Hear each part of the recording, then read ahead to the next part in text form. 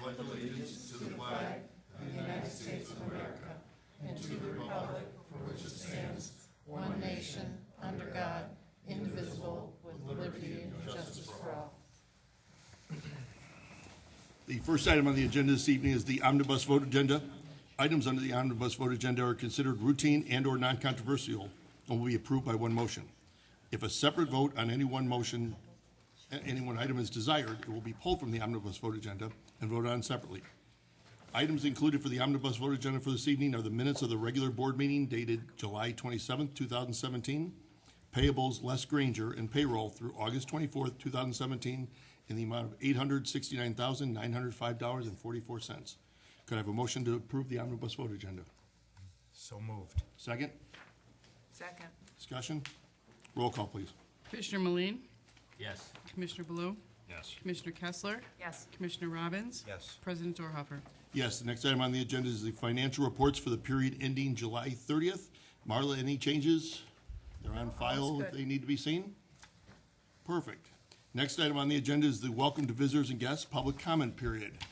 Since we have a few people here tonight, I'm guessing there are some people that want to talk. First people I'd like to invite up, if I could have Kathy Pop come to the podium. Okay. And Kathy is here to make a presentation on a potential wetland opportunity. Right. It's all you. Okay, am I doing my presentation right Yes, now? yes. Okay, I'm sorry. Hello.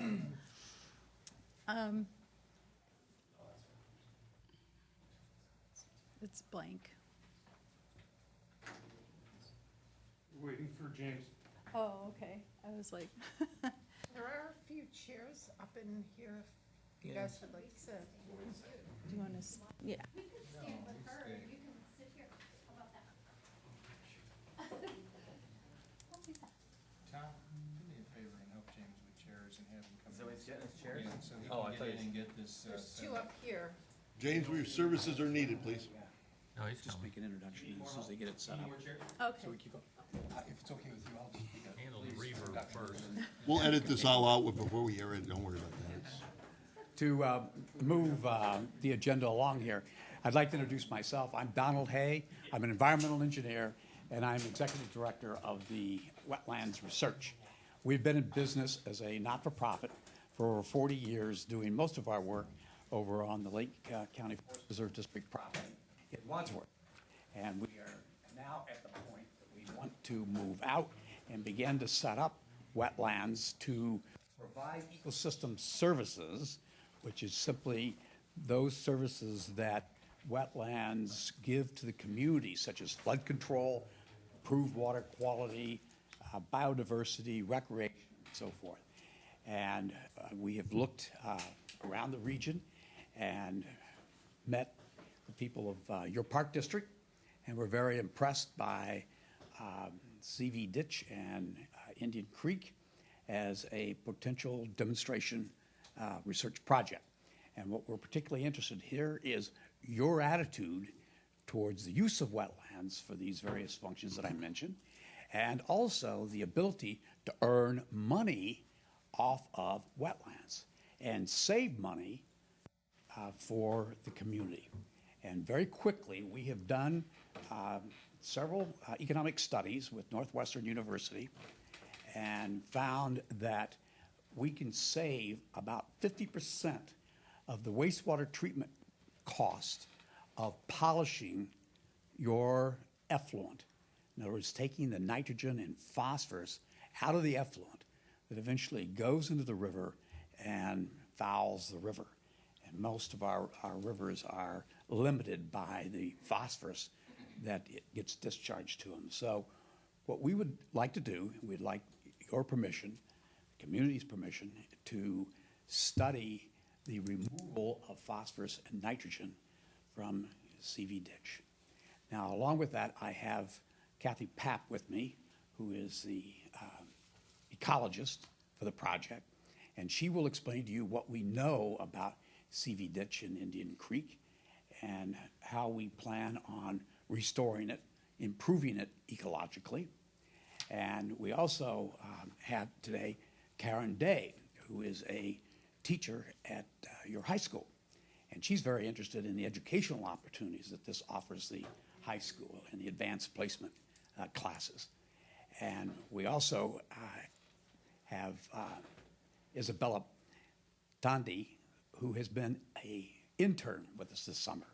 And we wanted her to just to say a few words about what it's like working under Kathy and myself. And she'll tell you the truth. She's an honest person. So with that, I'll turn it over to Kathy, and Kathy will explain a little bit about the project area and what we know about it so far. We'll learn a lot more in association with the high school in the next couple of years. Thank you. All right. Thank you. I'm going to just get started once I figure out the button. Okay.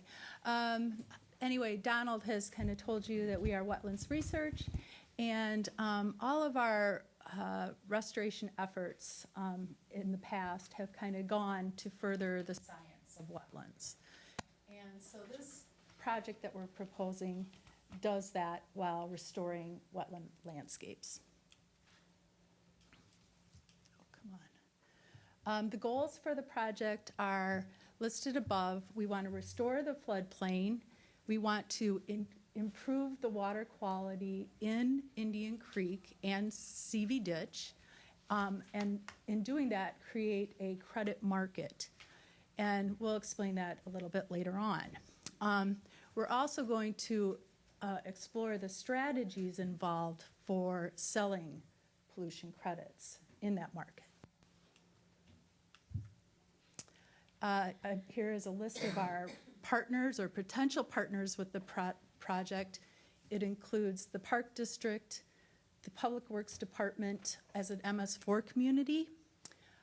Vernon Hills High School is a potential project as they're interested in incorporating that into their curriculum, as well as the Lake County Stormwater Management, Lake County Public Works Department, Long Grove Park District as a neighbor, and the Des Plaines River Watershed Work Group, to which Vernon Hills belongs. And that's a group of wastewater treatment plants that would be subject to strict standards down the road in the future for their effluents. So our objective is to restore about 13 miles of stream within the floodplain of CV Ditch and Indian Creek, and increase the number of wetlands to include approximately 51 acres of wetlands within the area, in the floodplain area, as well as to create habitat for, increase the amount of habitat available for fish, macroinvertebrates, and other mammals that would be utilizing the area. And this is I think this is a great little spot for this because it has a real nice wildlife corridor or corridors involved with it. So I think it's a great little place to do this project. And then, of course, finally, we're gonna measure those the economic costs and benefits of the project. So what are we going to do to restore these wetlands? Well, it's going to take a little bit of work. We're going to have to remove some of the invasive and weedy species, and this includes some of the trees in the floodplain area, as well as to replace that existing vegetation with wetland vegetation in the form of like grasses and sedges and forbs.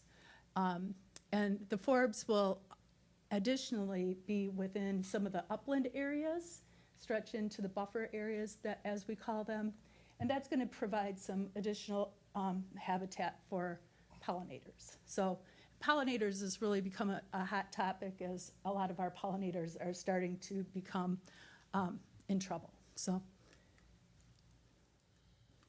and we're going to construct a rock riffle, much like we did on the Des Plaines River.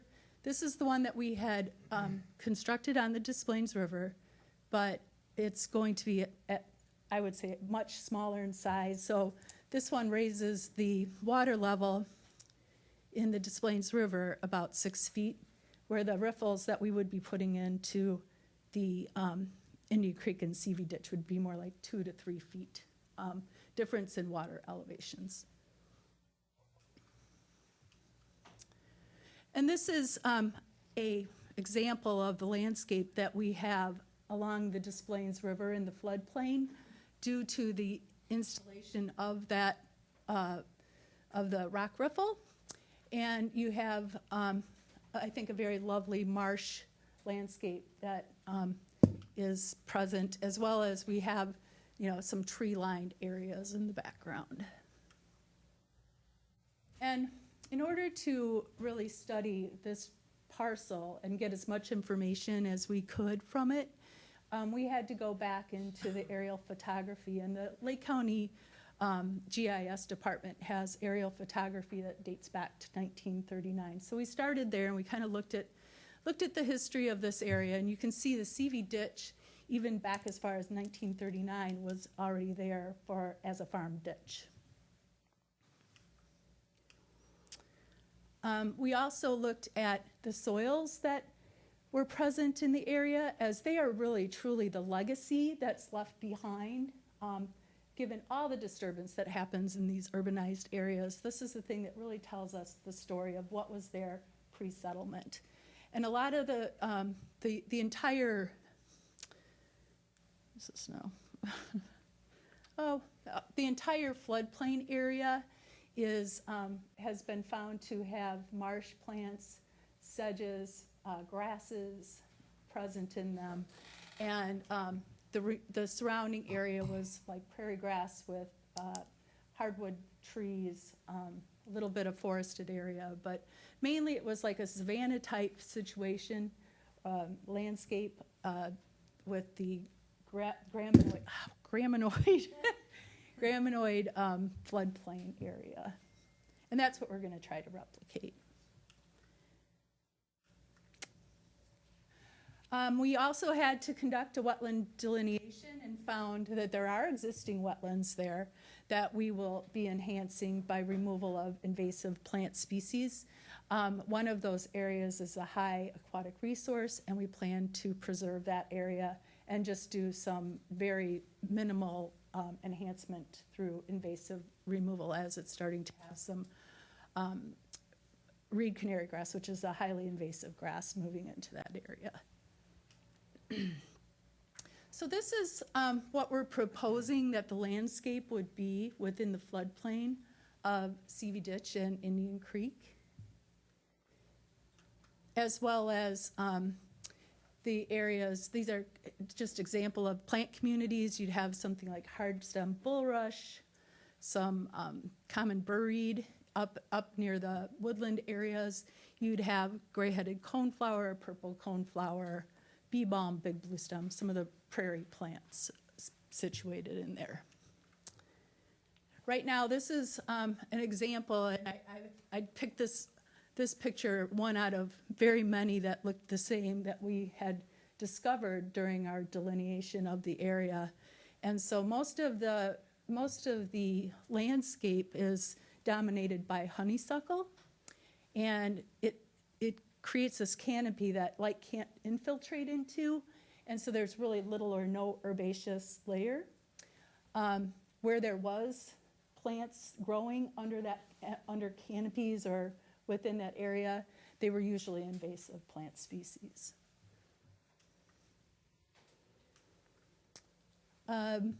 We partnered with the Shed Aquarium and did a fish survey just to try to get an idea. We didn't take numbers of how many fish per species or get any abundance, but just what was present. So this is an example of some of the species that we found during our fish survey that took place in 2016. And just a kind of a sampling of what was found. I want to say that we had like 17 species that we found, if my memory calls correctly. And I did supply the Park District with that, and I believe they did post it on their website. I don't know if it's still on there or not, but it would just give you an idea of the baseline conditions of the streams. And we think that we can improve that fishery, and that's because we've done this work up at the Des Plaines River in Wadsworth, And as far back as 1974, that river was a totally different river than it is today. It was very murky. 90% of the biomass was by carp, which isn't the case of your streams, but we had a pretty dismal fish population up there. And today, you're looking at a stream that you can see down to the bottom in. It's got vegetation growing, light's able to penetrate the bottom. We have sight feeders that have actually moved into the river system and have controlled the carp population to some extent, to a significant extent, I would like to say. And so we believe that we can replicate that in improved water quality and habitat in the Sullivan Woods parcel of the Park District.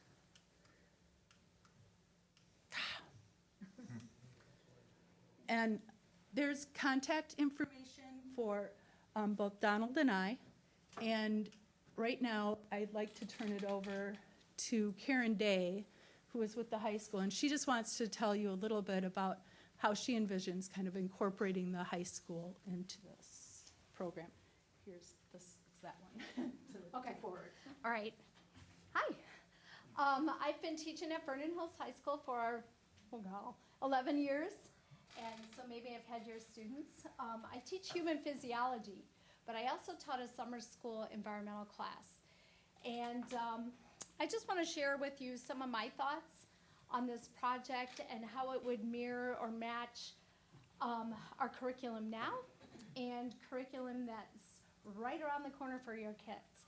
And it's pretty exciting to be so close. To be so close to a groundbreaking type of research opportunity for our kids. I'm really excited about it. So is this just okay. So I don't want to bore you to death, but just so you know, the next generation science standards are those things that the state of Illinois and the nation have decided are important for our kids to learn. And the reason I'm pointing it out is not to put you to sleep, but to make a direct connection to this project in our curriculum, and it's easy to do. So some of the cross-cutting concepts that our kids and our teachers are held to span K-12.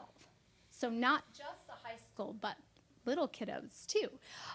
So some of those are cause and effect, systems and system models, and stability and change. And if you read the fine print, I think you could easily see that if our students could take some of the data and work with Kathy and Don and partner mentorships with Northwestern grad students and start baseline data collection, real science, project-based learning that would continue over years, that is a great opportunity right in our back door. And because they've done so much work developing these mentorships and these research I would say protocols, our students would really be doing real science, real data, real analytical stuff that I think is just cool, you know? And they might get dirty a little bit, but I don't know, do we have laundry service for these, for their kids? Here are some things that I think you could see a direct connection. Asking questions, defining the problem, developing and using models, planning, carrying out investigations, you can read. But these are good science steps. And our students could analyze the water quality. They could analyze the macroinvertebrates. They could collect baseline data when this project starts and then see it to fruition as the years go by. So it would be a beautiful thing for our kids to see happen and do real science. Talk about project-based learning. Perfect. So our bio classes even this spring could go out and get some water and do some DNA analysis. We now have thermal cyclers and PCR capability where we can collect DNA from different species, extract it, amplify it, run it on gels, and analyze it. And that's our freshman biology classes. Whoa, cool. So they could go out and be like at the very base of this exciting project. And so that's one idea that I came up with. But AP Environmental will be offered, hopefully, it's going to be proposed this October. And this will be a new class for our students, mostly juniors and seniors. And you can see some of the direct connections. Our water use, 10 to 15% of the curriculum in this AP Environmental course is about water because it's such a global, important issue.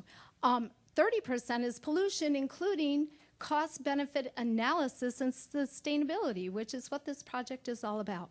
So our students would have real experience with that, and especially as juniors and seniors, they can write proposals, they can pose additional questions. It just goes on and on. And I don't want to read all this. This is kind of, it's late. But these are the things that they're looking for in a field lab experience for AP Environmental students. Perfect. Perfect to be part of the progression. So I'm just really excited about that opportunity for our kids. And I think it's a perfect match. So anyway, that's why I was here. Yeah, and Bella, you want to tell them about your AP Environmental course, right? Yeah, that's right. My name's Bella Tondi. I've been an intern for Kathy and Donald this summer. I just graduated high school in June, and next Tuesday I'm moving to the University of Wisconsin-Madison, where I'm going to be studying civil and environmental engineering, just like Donald. I think I've really gotten an edge against my fellow classmates this summer, just working with them. I can tell you, as a former AP Environmental student and a former AP Biology student, I'm extremely jealous of their opportunity. I really wish my school had something like this. I think it would be immensely beneficial to the community, to your students, your children. As someone who spent her summer in the wetlands, I can tell you they're beautiful. They're just great to be in, to look at. I can tell you that Kathy and Donald have spent years of their lives dedicated to a really good cause, and they not only give back to the environment, but everything they do is giving back to education, whether on the college level or obviously even younger. And I think it'd be really great to give them an opportunity to work with you and your community. So, thank you. Thank you. This ends our presentation, formal presentation.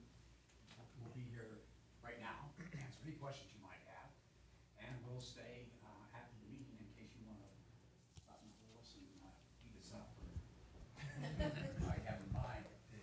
But we would certainly appreciate hearing from you, the community,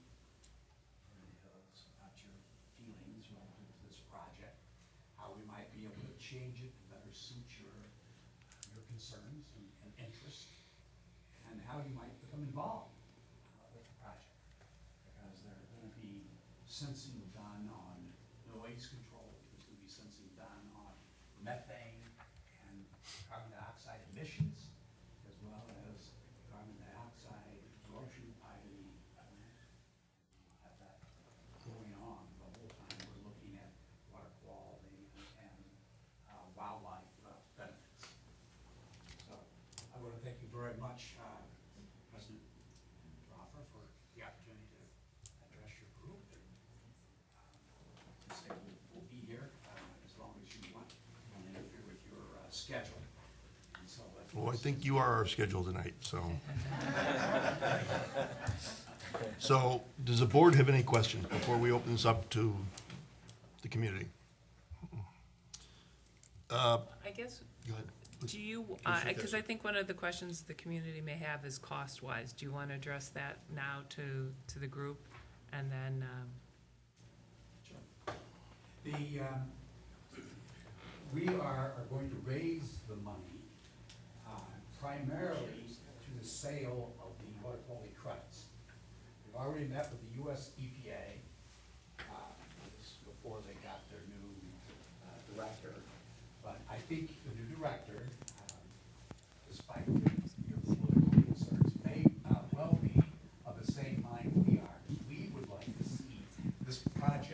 done through private investors, and rather than having the public pay for it.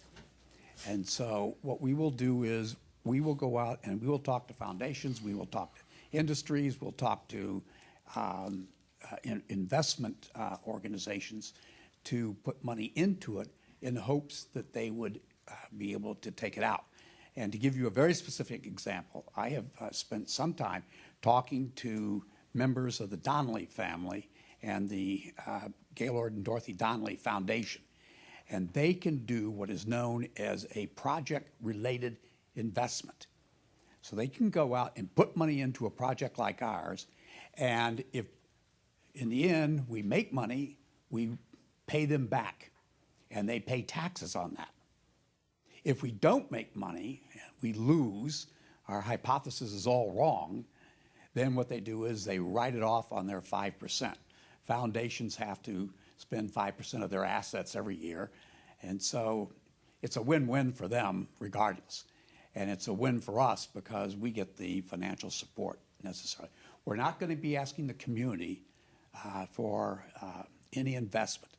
The only way you will fund this as a community will be through what you pay the Water Reclamation District to treat your wastewater, and also what you would pay as an MS4 community to remove chloride from your stormwater runoff.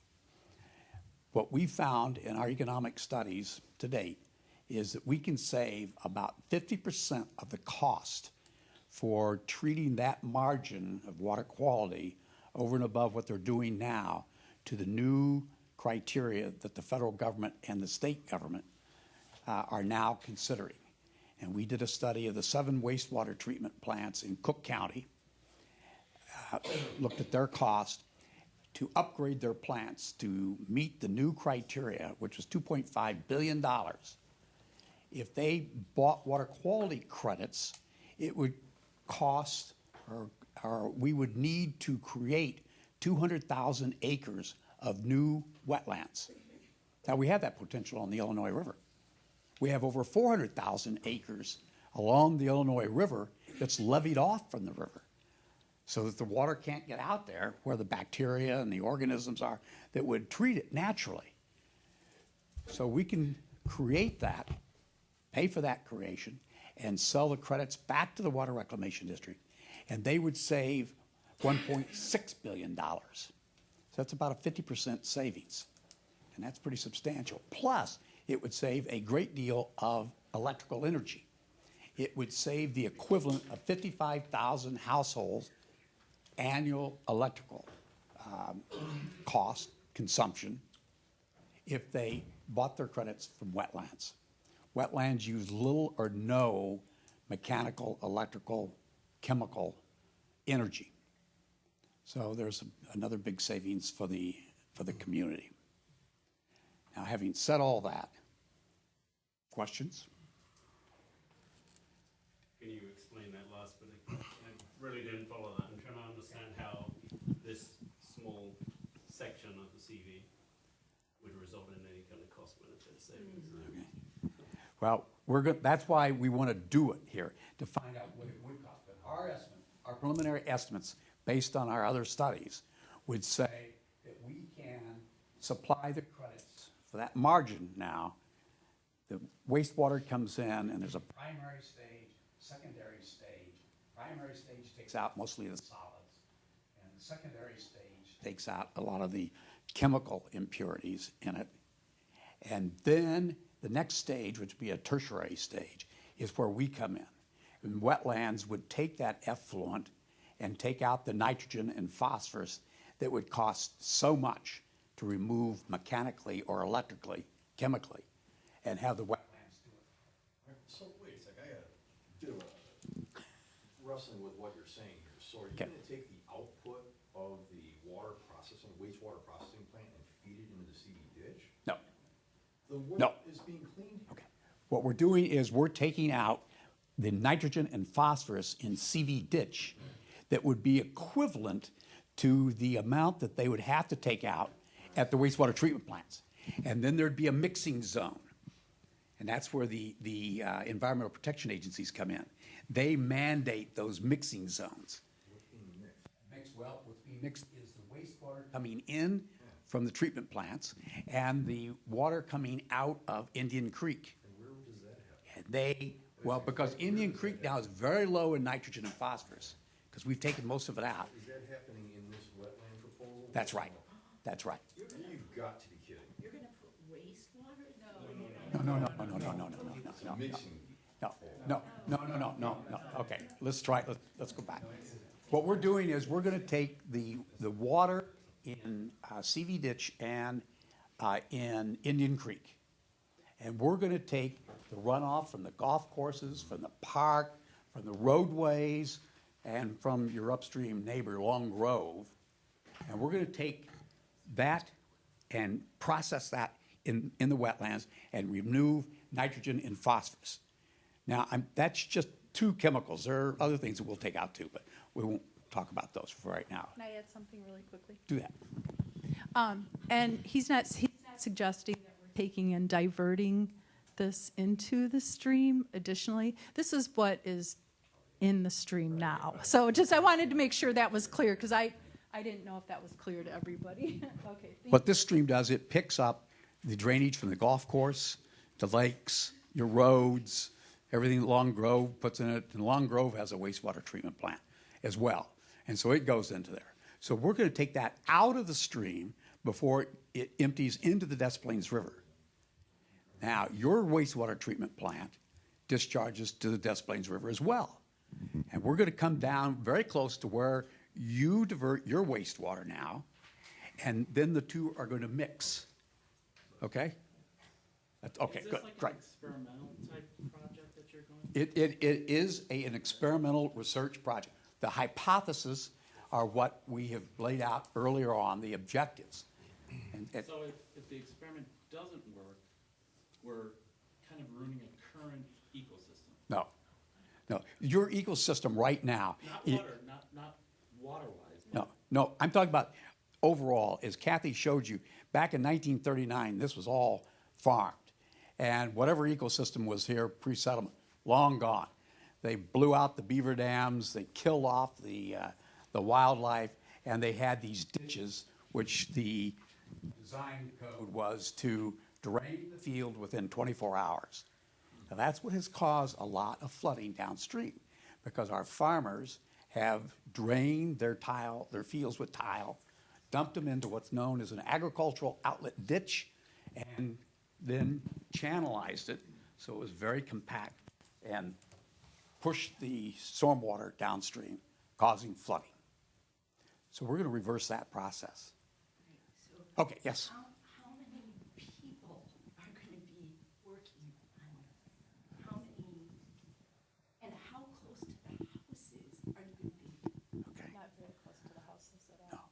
We are going to think of the CD ditch, or think of Indian Creek and where your houses are. There will be probably maybe 3 months where we may have some noise in terms of bulldozers putting the land in a form that will retain the water, and backhoes that we're putting chunks of large stones in to create the riffle, and then they're gone. And then you'll have some scientists, some of your students, maybe your children would participate in this, collecting data and making observations.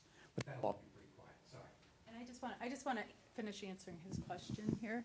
So even if the water chemistry experiment, the research doesn't work out, you're still going to end up with a high quality wetland area restored on that property. So it's not like if that doesn't work out that you have this awful thing that is the product. Yeah, there's a change. I just want, yeah. Yep. It's like a big gamble to me to take out what currently is appeasing to at least me and my wife. You're right. And there's wildlife. We have a lot of animals that I can't see living in a grassland area. Experiment. What is a high-quality wetlands look like? I mean, you talk taking out invasive trees. I should have seen with my neighbor, so I know what that means, but there's also some pretty nice trees back there. Yeah. And there are trees that do a nice job of blocking us from a train station, a bunch of trains, and a whole bunch of light that's there. And so I think my big concern when I start seeing about cutting things down is, I actually bought this house because there was a massive willow tree in the back. Okay. Fell and took out my fence, but that's it. Okay, that willow tree is on your property? Nope, it's in the wetland. It's in the wetland, Right, but okay. it was proximity wise, but anyway, what appealed was not the house as much as it was the setting. And so I'm concerned about the setting, and I like wetlands. I like wetlands on the Des Plaines River, I like wetlands where there's rivers. Right. I have a creek in my backyard, and so I'm just trying to understand what that would feel like and how different it would be than what it is right now. Okay, think of the scale of this stream relative to the Des Plaines River. Yes. The pictures you saw were of the Des Plaines River. Now, on a large scale, we put those plants back in. On a smaller scale, that's what you'd have here. And it would be very attractive. We had, There are some areas like there's the Oak Savannah area, so would that go? nope, How Nope. would that stay in anyway? that Savannah area is actually off the floodplain, and that anything outside of the floodplain will stay. So anything No up question. higher Oh, and absolutely, yeah. anything to the, basically Because- to the, which direction is that? To the north of the park, none of that would be affected. So on either side of the stream, I have what I was gonna suggest is after the meeting, I have a map here, and we could look closer at that if anybody had any concerns. So I don't know where to hang it. And my question on that map, when you had a slide. Yeah. that Yes. presentation, how far does the water go? Because you said 2 or 3 feet over where the current water level is, that's gonna expand pretty quickly to cover a lot of ground, Well, depending on how you terraform it. we're gonna have to do a very careful hydraulic analysis, modeling of that. What's your But objective? what, What do you foresee in terms of the width of the water and how close it comes to the house? see, about the width of these riffle structures in here. This is where the stream would be. Now, under flood conditions, it's gonna expand out, as it does now. But these are soon gonna go underwater, and so they won't exert any more effect. Where's all this water coming from? We've had one flood in 24 years. Where's the water coming from? Boy, you're good. That's will make a lovely marsh then, because when we built on the Des Plaines River, there were very few floods. But now, in the last 35 years, we have doubled the number of floods that occur, and it's coming mostly because of Well, the it's not because of us. It's modified just climate. because of the modified climate. Right. Excuse me. Dave, Sure. excuse me, can I have your attention? Dave, could you jump in here? You could introduce yourself, please, Dave. So I'm not a plant. I'm the Director of Public Works for Vernon Hills. I just wanted to fill in what I think some of the questions you guys may have. It may save us all a little bit of time.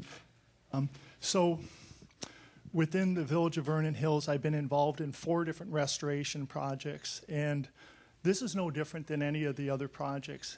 Everyone who lives next to a project, you need to know some of the facts, and that's why we're really here. So trying to fill in the blanks, one of the reasons, you've done a really good job as far as explaining environmentally, how it could help the school, et cetera. But a baseline question that I would have if I was a resident is, why are we doing this? And so I want to kind of help with that. So you asked the question, where's all the water coming from? The headwaters of this area starts downtown Mundelein, kind of the McDonald's area.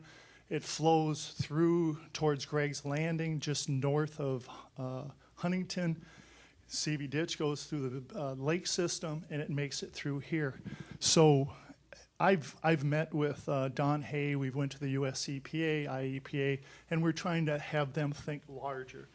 Whether we're going to move the EPA to do that, we're not sure, but we're having those conversations. Specifically, one of the issues from a park district and village management of Sullivan Woods, Don will touch on this a little bit, but what's the condition of it right now? Right now, we're having a lot of issues where the existing trees, they're aging, they're having problems, they're falling across that creek. And so as far as that, we are spending a lot of effort to try to manage that. How do we deal with the trees?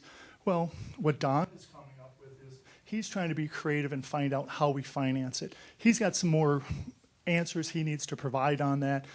He's got to pass the hat from the Donnelly Company, whoever you can come up with money. But in terms of what he's trying to do, similar to what we did on the municipal golf course. So on the municipal golf course, it was much wider river. We ended up putting in these rock riffles. It raises the water table. So the first step is some of the trees that are there, they're falling on each other. They're more weedier trees. They're not really good hardwoods, et cetera. So by excavating, putting large rock within the stream itself, it raises the water table. By raising the water table, that ends up allowing the sedge meadows and that part of it to exist. New trees don't grow back in. If I'm living in your subdivision, I am concerned about what am I going to look out at? And so those are the details that need to be worked through. As part of that, you could save the buffer area next to Hawthorne Club, keep all of that, if that's what you want. Probably you may want. The rest of it, it's going to be a beautiful bird sanctuary, everything that you would want to live next to. There's things that you don't want to live next to. You would be concerned of, I'm looking across and I'm seeing the railroad tracks. I'm looking at different views. Those are the things that need to be addressed, and those are good questions to ask. I think that's what you guys are expecting. So as part of this, Cindy Hebda, I know where you live, Larry. One of the things that I would see is some of the trees towards your backyard, they're aging. I don't know if there's a lot more maintenance. They're falling in. I think that view is going to be opening up sooner than what you guys would want. We're going to get there, whether it's 5 years, 10 years, those trees are going to decline. What do we want it to look like in its place? In your backyard, you might be able to have some trees where you have good vantage points of a beautiful open corridor view and being able to block them with new plantings. So selective where the plantings are going is important. When I did the Stone Fence Farm project, same conversation, a larger group, and they're like, I don't want this. And we worked with them, they selected some of their plants, et cetera. And then once it was built, instead of everyone having their back to the CV ditch with all their furniture in their backyard, they all turned and they wanted to look at it.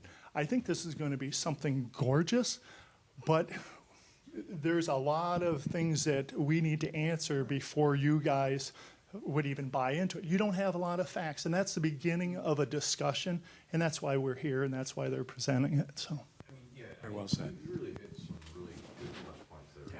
And the bottom line is, like Fred mentioned, is like, look, the light from the train station, the view of the train tracks. In the summertime, we see none of it, even though we're back. I mean, we're only a few hundred feet away from the train tracks. There's not a lot of space there.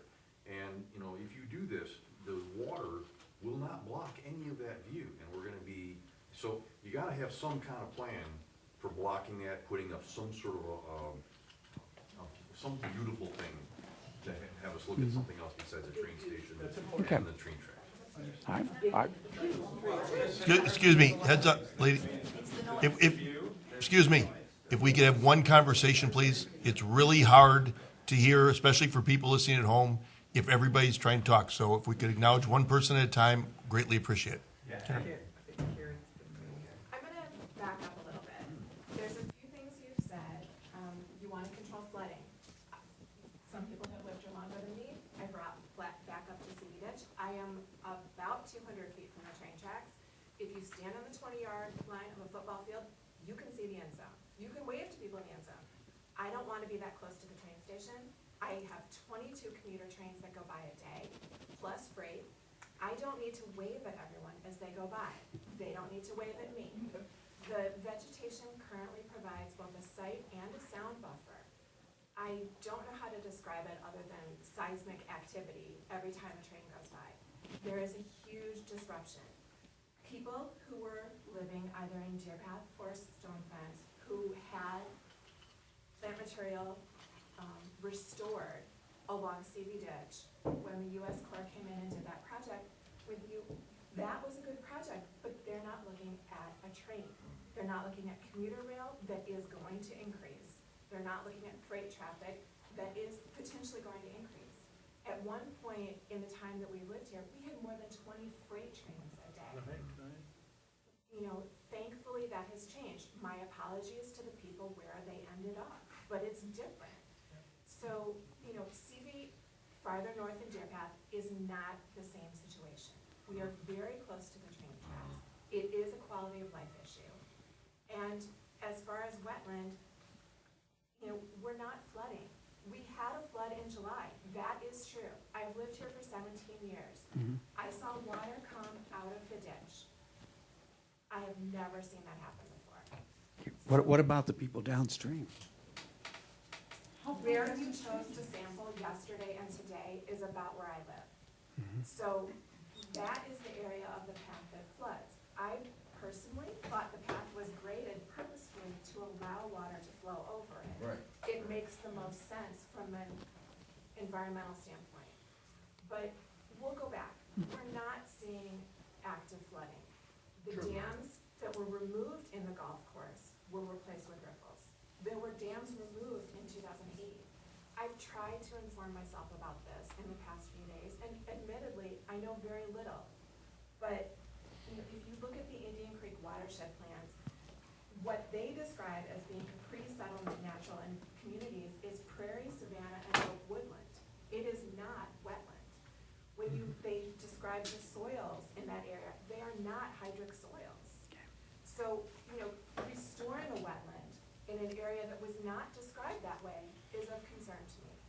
The CV Ditch is not a natural waterway. It is not Des Plaines River. It is not Indian Creek. That's correct. It was man-made. It was meant to drain farmland up in Mundelein. It was dug in 1911.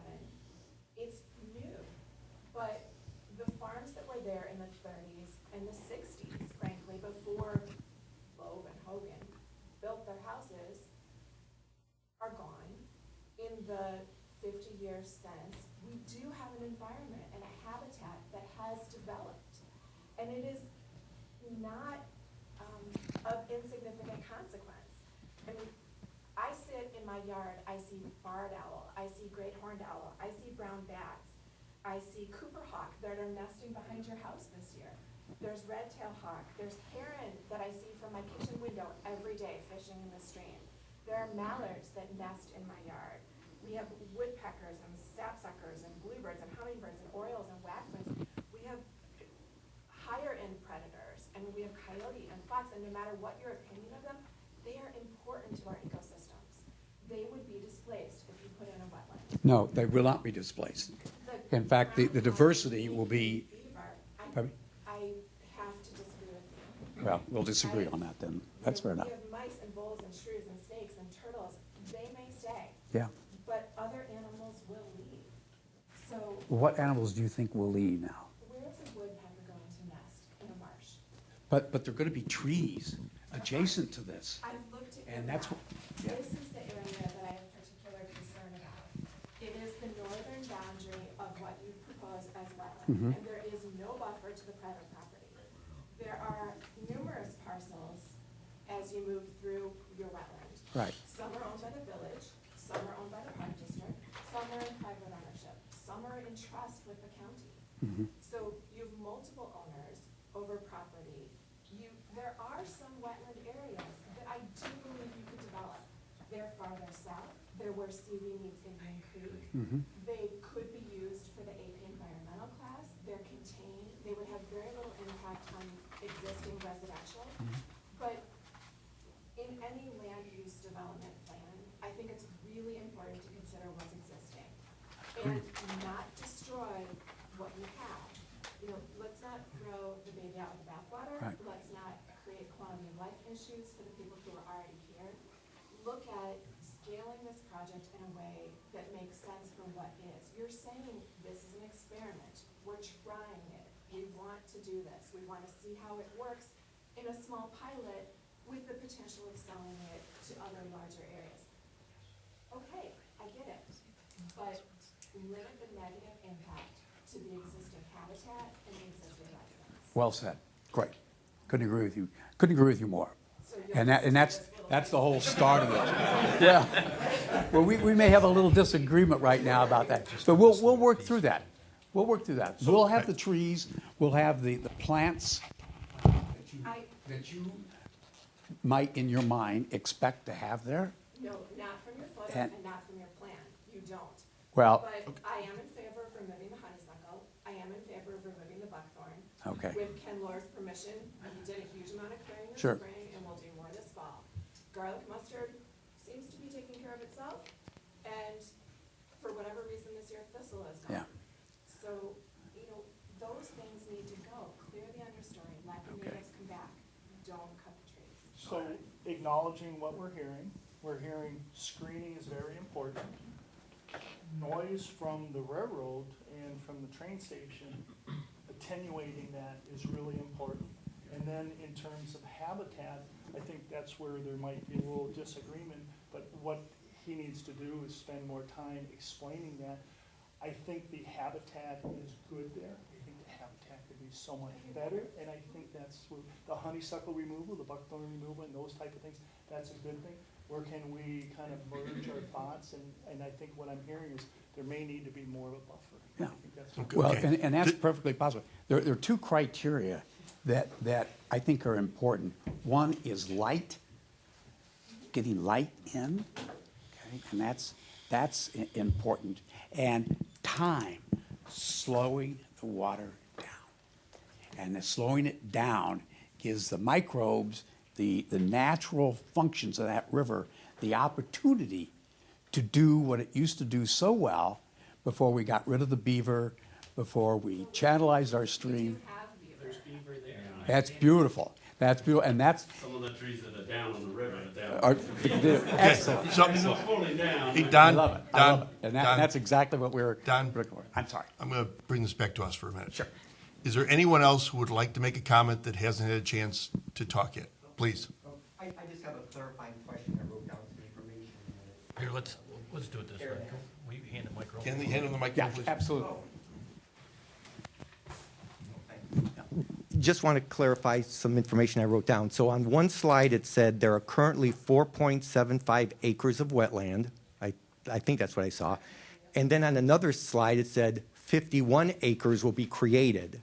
So are we really, so we talk about restoring a wetland, and kind of to Karen's point, we'd say, yeah, let's restore 4.75 acres, but are we indeed creating something, expanding, that's not currently there? That's the question. Okay, yes, I guess to answer. Microphone, please. Jim's got it. Microphone. Microphone. James, be the. What that 51 acres refers to is the area within the floodplain where hydric soils are present. Hydric soils are the legacy of soils that formed under anaerobic conditions. So there is wetland present along that entire floodplain. And this isn't something that I've made up. The NRCS soil map reflects that. Our scientist reflects that. He doesn't totally agree with the soil series that he's seeing, but they're hydric soils, and they've actually been they actually supported graminoid vegetation within the floodplain. So this is Graminoid grass. grass, sedges. You're saying grass. Yeah, but anyway, so that's kind of where that 51 it came through the floodplain area, that we wanted to use as much of that floodplain area into wetlands, whether it be wet prairie, low prairie, going into a sedge meadow to marsh situation. Those details haven't been worked out yet because we wanted to start to have these conversations with you before we went much further. So, yep. Okay. So, coming back to the Park District Board. Hi. Does the board have any questions or comments?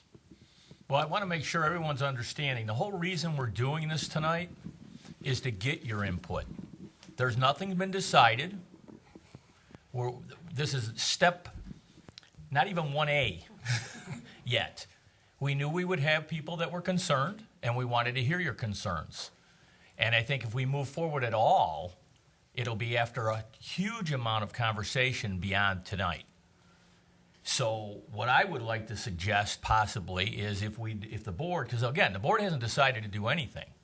We're looking at this just like you guys are. It's not like we've already decided and now you guys got to come to us and yell at us and say, don't do this, or whatever it is going to, however you feel.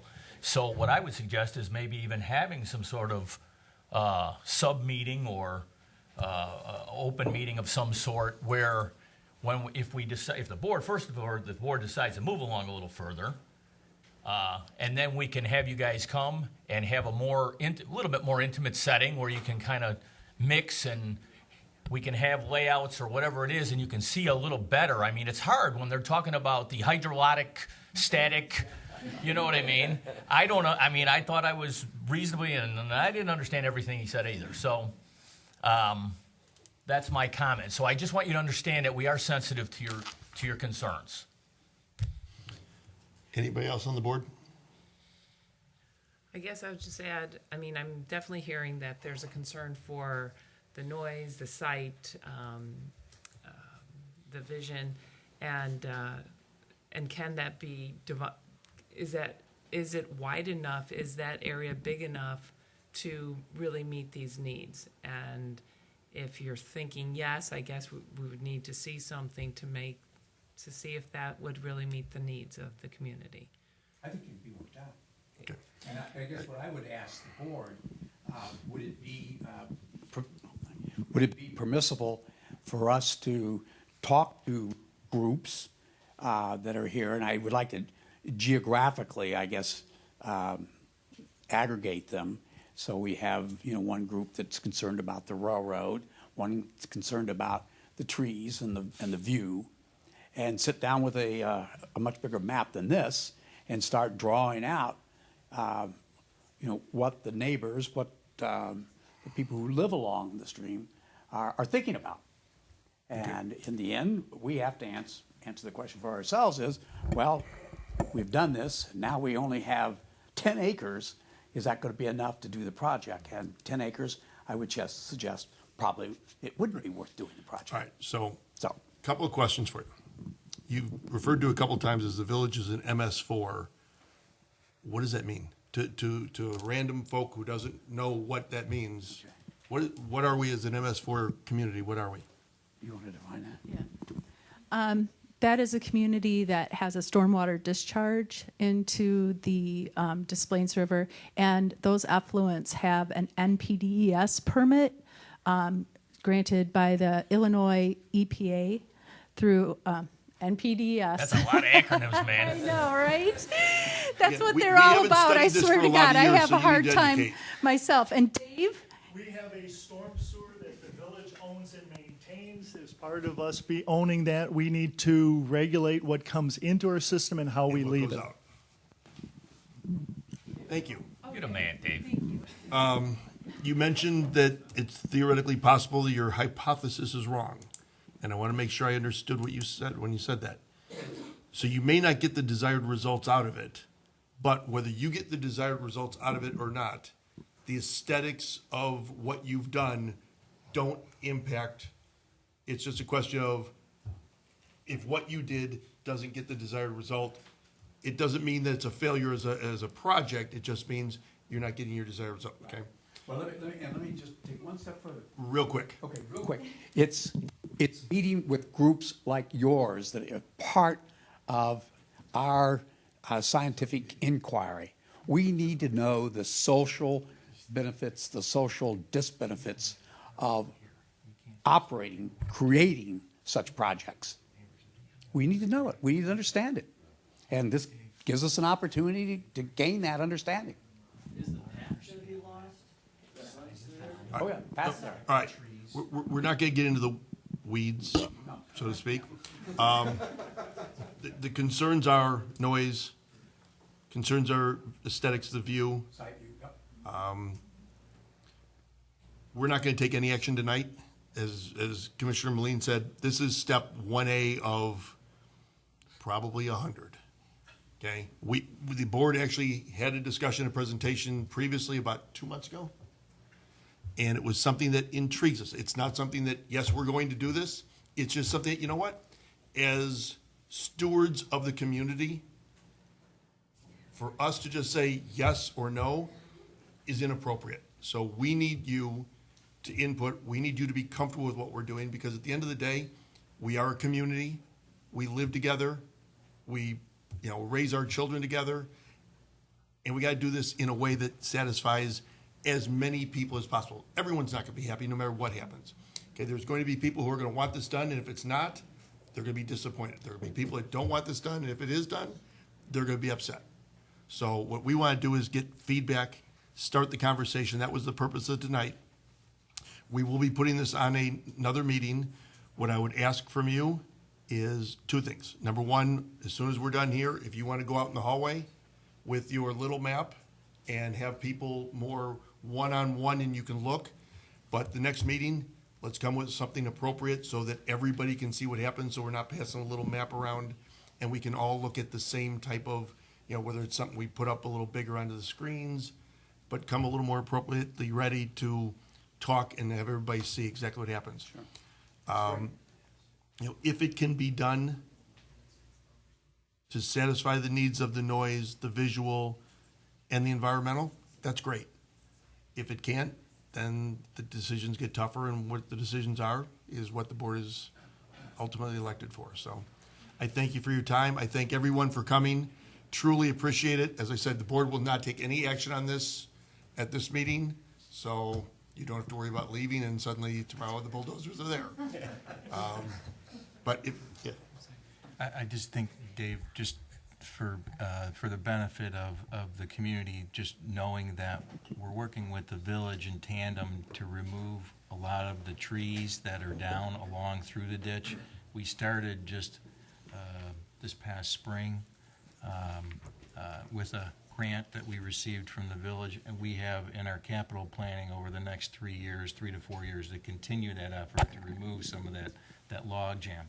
It's a part of this process. Even if we don't do anything with this, we realize, some of the comments that Dave Brown alluded to earlier and Donald about some of the debris we have in the ditch that has to be removed. And so a lot of times we can't get to this until the weather is very cold, so we could get larger scale trucks in there and to remove some of the heavier debris that's in there.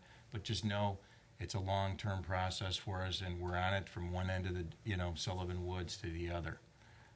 So I just wanted to point that out. I appreciate, if you start to see trucks in November when it starts to get cold, right. it doesn't mean the project's moving ahead. It just means we're doing the environmental stuff that we need to do to make sure the ditch stays clear so we don't create further problems. The area needs some attention. What that attention is ultimately what the board will decide, and that's what we need your input on. So I thank you very much. I thank you all very much. You're welcome to stay and sit for, yes, ma'am. Just one other question. Absolutely. Are you going to continue with the Oak Savannah, or is that stopped because nothing has been done this year on it? Yeah, James? James is our park superintendent. In the fall, we are going to brush cut again. Originally, and this was kind of successful, we found a lot of pre-settlement seeds that actually popped up. I don't know if anyone noticed. Jack in the Pulpit showed up. I don't know if anyone knows what that is, but that was a beautiful thing to see. So in the fall, we're going to brush cut again and chip away at the cherry trees. Okay, we're not doing any burning? Not yet, no. Okay. A little too close to the house of the train tracks. I think we're going to try and treat it mechanically for right now. Thank you. Thank you all very much. Appreciate it. Hey, Amy, could we have email addresses on there or no? Yep. Just the sign. Don will be out in the hallway with his business cards, with pictures. Anybody wants anything? Thank you all very much. Now back to your regularly scheduled programming. Next item on the agenda, let's wait about 2 minutes while everybody leaves. If we could have our conversations outside so we continue the meeting, please. If we could have our conversations outside so we continue the meeting, please. That would be you. Yes. Next item on the agenda is Executive Director Jeff Fuscher. Jeff? You want to do reports, or do you want to go Real right quick, to? fly through. Okay, I gotta pull it up. We'll go to.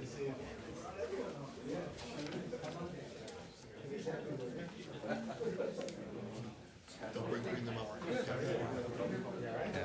I thought you were gonna go to affiliates, so I didn't have mine.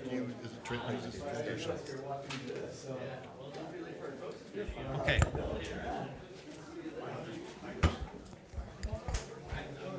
So referencing the Hawthorne Club playground, Please. we have had a couple community meetings. We've gone back and forth several times with our playground manufacturer, Burke.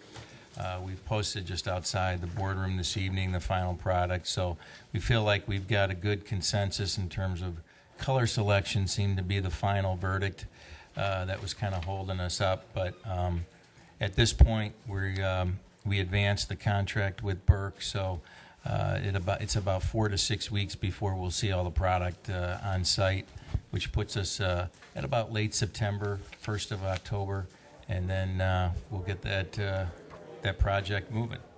The Little Bear Lake, I think I let you all know that I submitted a claim with the recent flooding we had for some of the limestone delineation that we received. And long and short of it is it's not going to be a project that they'll pursue.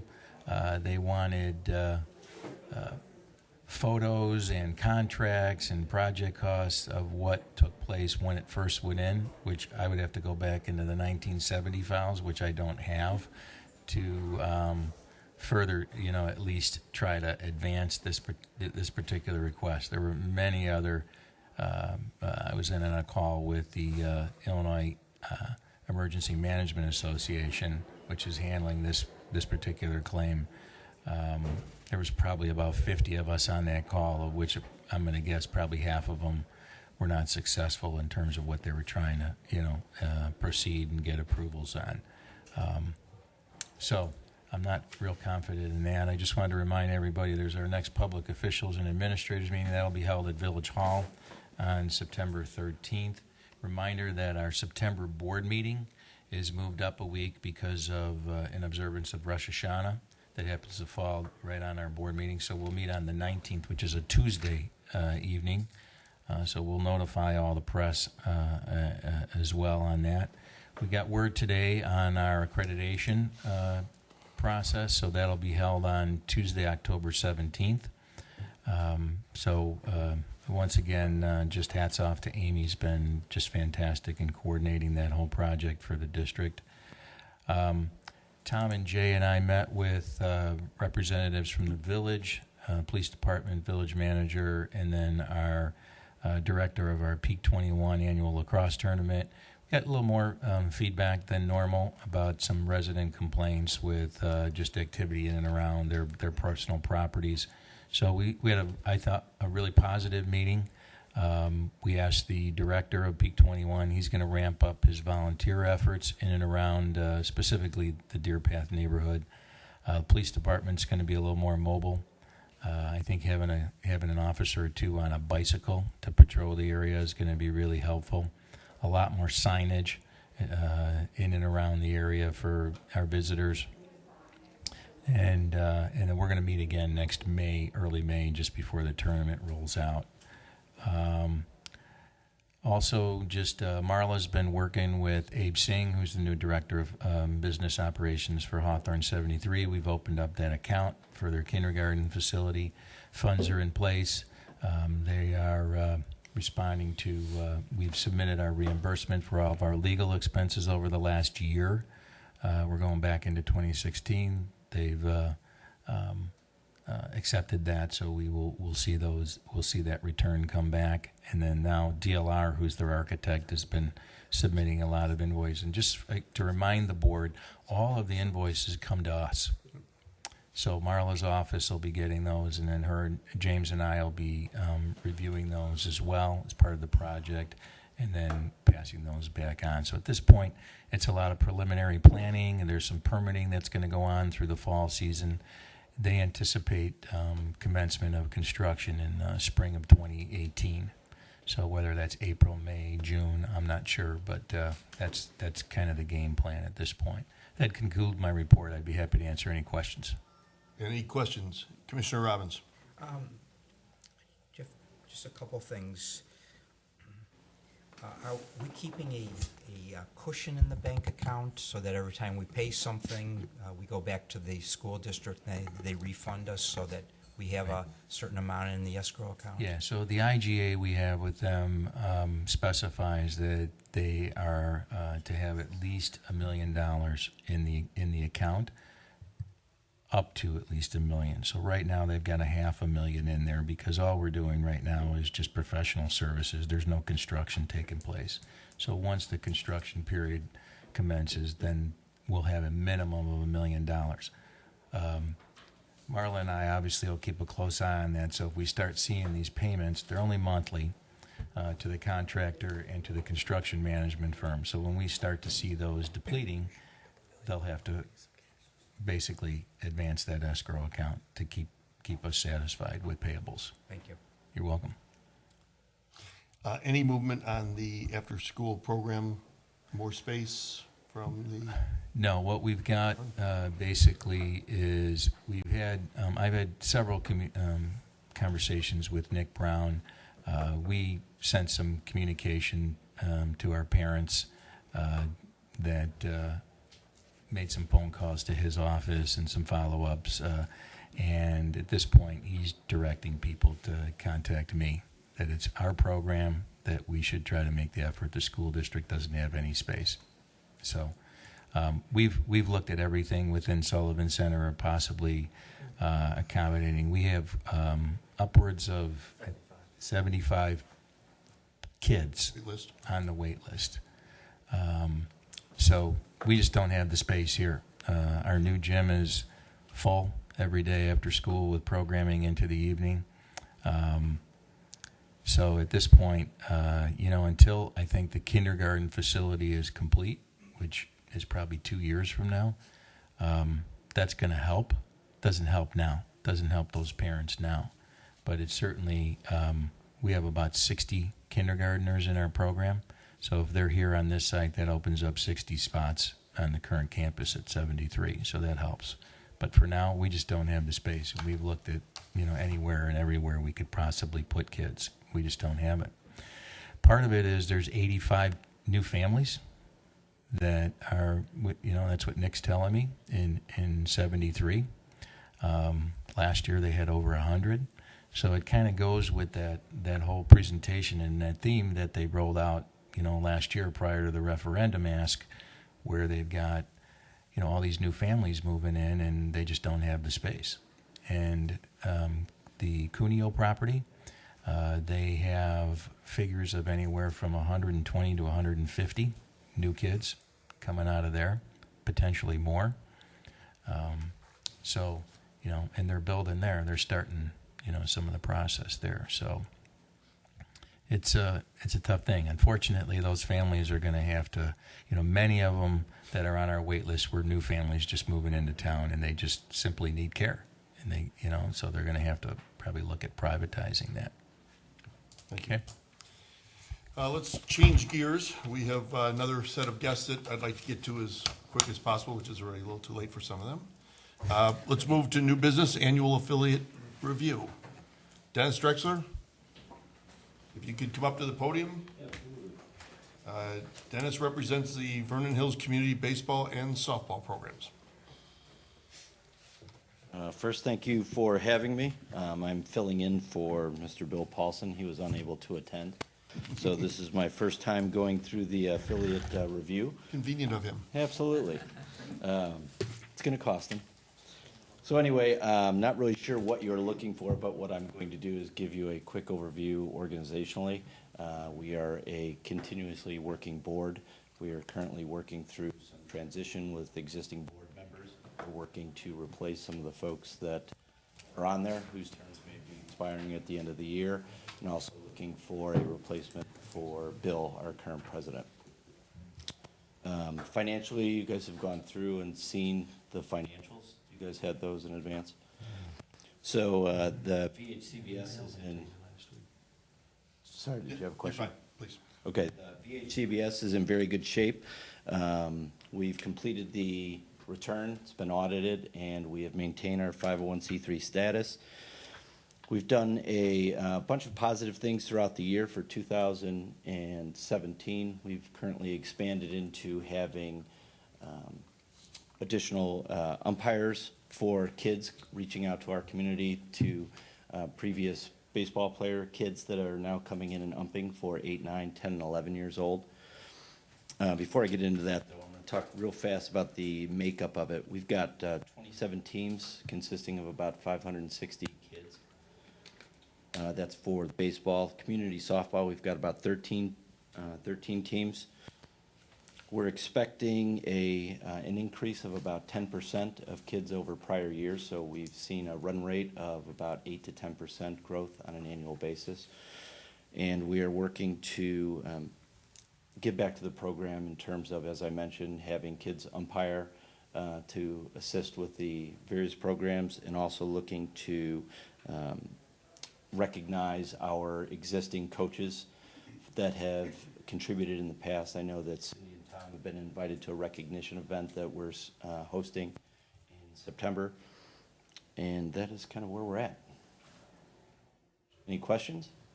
Any questions for Dennis? Commissioner Robbins. A couple questions. I'm just looking at the tax return, the 990 that was prepared, and are you it looks like your contributions and grant revenue is down about 22%, 2016 to 2015, and the expenses are basically fairly similar. So I was just wondering why the sharp decrease in the revenue. Many of the variances has to do with the timing of income when we are accepting the fees from the various teams. We asked the travel kids to pay a third up to a half upfront to secure a travel spot. Another contributing piece to the variance has to do with the number of tournaments. Last year we had to cancel a tournament. One was rained out. Actually, we call it 1.5. We rained out one, and the other one we were able to get some of the teams to play, but it wasn't a complete tournament, so that contributes to the variance. Any other questions for Dennis? Thank you very much. No, thanks for Appreciate it. having me. Thank you. Thank you for all you do. You're very Appreciate it welcome. very much. Really. Now, Thank I got you. one more question for you. Sure.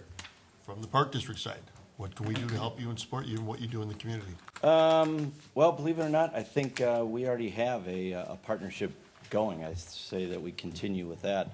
I know that with Cindy and Tom, we've got a very good relationship there. If there's anything we need, I know that you guys stand behind us. We're continuing to grow a program. To show that we've got an 8 to 10% growth, I think is fantastic for a relatively small community.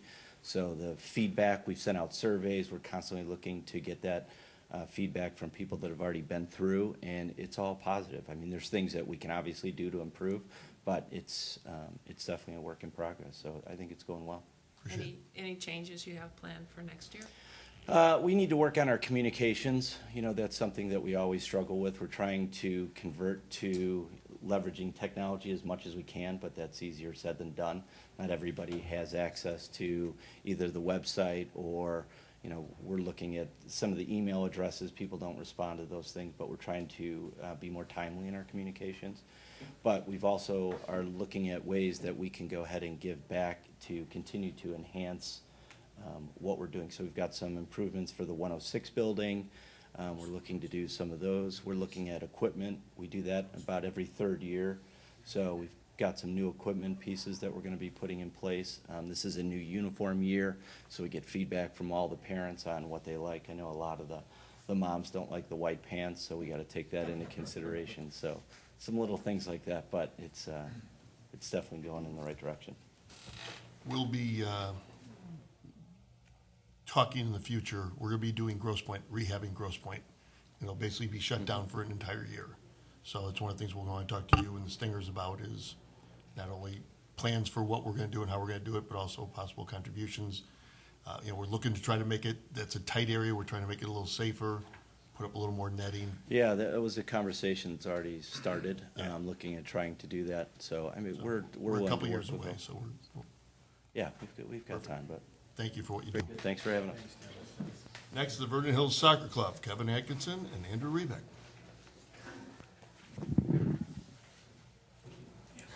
Hello. Talking to it, can you hear me? Hold on, let me fix that. Thanks for having us. I'm Kevin Atkinson, the president of the Vernon Hills Soccer Club. Andrew Rebeck, who's the director of operations, and together with Peter Kempf, who's not here with us tonight, we are the three board members and controlling members of the club. By way of quick introduction to your question, what did we do differently? As somebody asked it differently this year versus last year. We did go make a concerted effort to find a director of coaching for this year. This is something that we've gone through in the past, we haven't done before. A director of coaching comes in and is responsible for all the coaches, specifically their training, and also making sure that we're driving a common curriculum across the entire organization, both for the travel side and into the rec side. So trying to provide some more direct coaching or teaching prep for the volunteer coaches on the rec side as well. So we hired a director of coaching, and we also, in doing that director of coaching is the same guy who is the director of coaching for Lake Forest. And that allowed us to actually develop a relationship further with Lake Forest. We've always been working with them, we've always known them. But we've developed a relationship now where at the older ages, once teams hit 13, they go to 11v11. We found that it's a little difficult at that point to make sure we have the numbers to have good competitive teams, and therefore you'd see some of the good players attrit and go elsewhere. We're going to have a relationship with Lake Forest starting this year, and we're starting it with a couple of teams where we actually combine teams at the U13 and above level and take strong players and make strong teams, and then make other teams that are also good. So this is a project that we have underway right now, and something that we'll talk more about. But those are the big things that we're doing this year, and I'll let Andrew talk about the numbers. Yeah, so from a player perspective, our rec program's about 750 between fall and spring, which has been pretty consistent throughout the last 3 or 4 years. So that's a good sign, because we take the older rec kids, they move to travel if they're, want more competition. We fill them in with the younger kids. On the travel side, we had about 180 players last year. This year we have about 165, so a small decline. Kevin talked a little bit about the older teams and the combination with Lake Forest. So this is a little bit of a transition year for us. One of the charters that we have for our director of coaching is to put more emphasis on getting out Saturday mornings with the rec program. A couple of years ago, we used to have someone that ran the rec program that was more involved on Saturday mornings.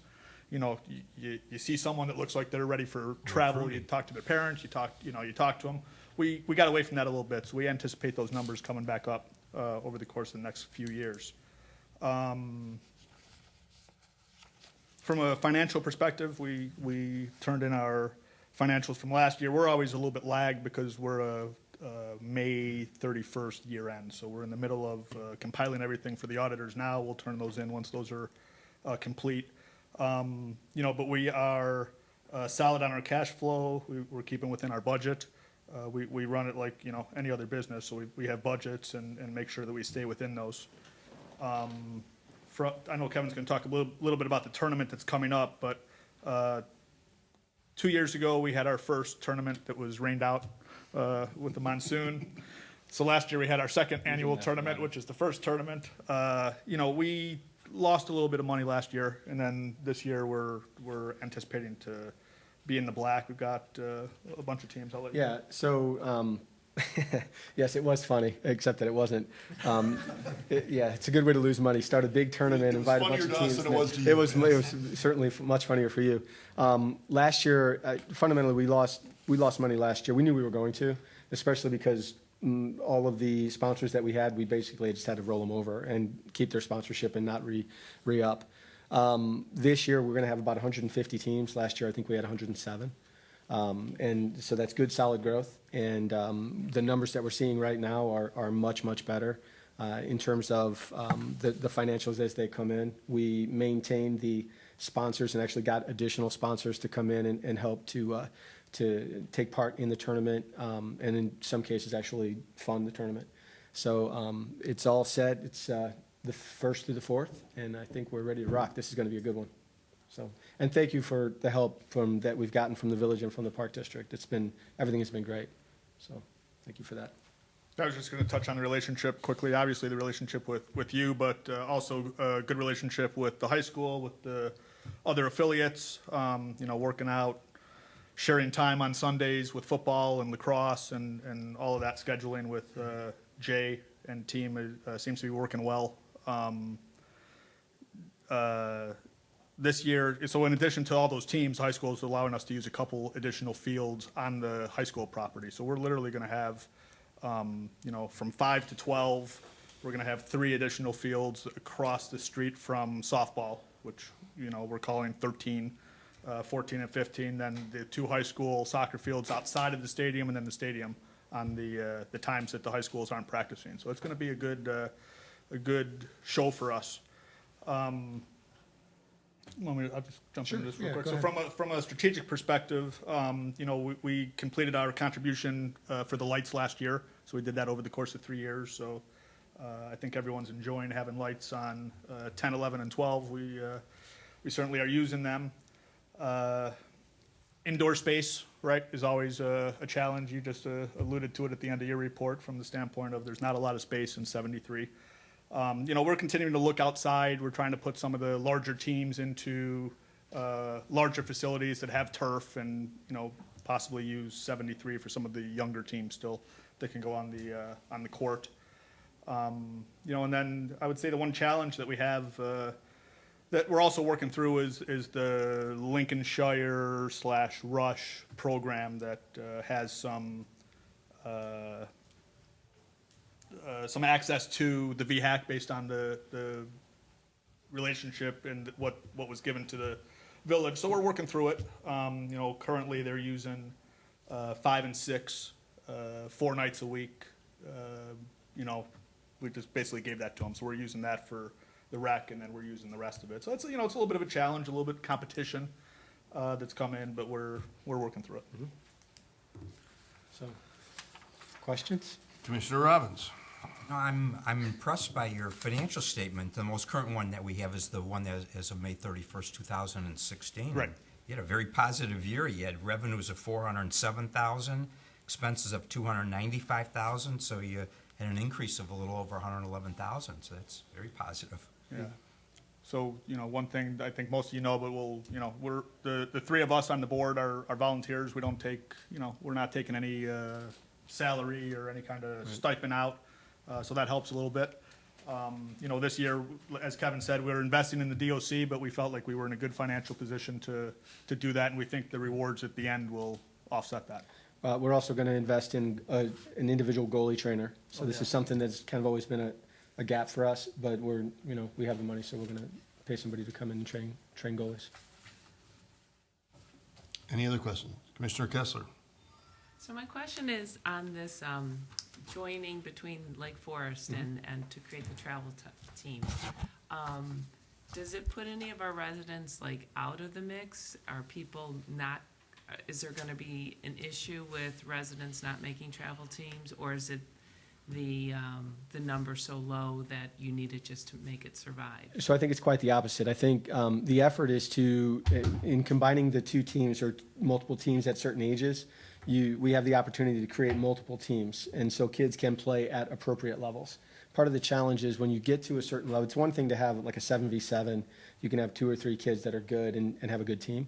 When you get to 11v11, if you have 2 or 3 kids that are good and everybody else, you end up playing at too low a level for those kids that are good. Okay. Right? So this allows us to actually create more competitive teams and more appropriately competitive teams with more options. So it's the opposite. It's more options for the players from Vernon Hills. Good answer. I just didn't want anyone left out. Absolutely. Especially So this year for the pilot, we're doing it at the U13 age, and we have 2 programs. We have Select 1 and Select 2, so we actually have more kids. Wonderful. Thank you. Yeah, absolutely. Good question. First of all, thank you on behalf of my other hat, and thank you for clearing out a VHAC for the weekend for the softball tournament. No problem. Greatly appreciated for the high school. Thank you for what you do. And same question, what can we do to help you? Well, I mean, we clearly have a very good relationship. You know, we're continuing to try to find indoor space, so that's like every year we say that, and every year we continue to do that. I suppose I would just say the continued support, you know, ongoing from a club perspective, from a tournament perspective, everything has been good. If you can think of anything else. No. So, thank you. Thank you, guys. Thanks, Appreciate it. Right. Thanks. The VH Sports Club, Jeff Wilgus.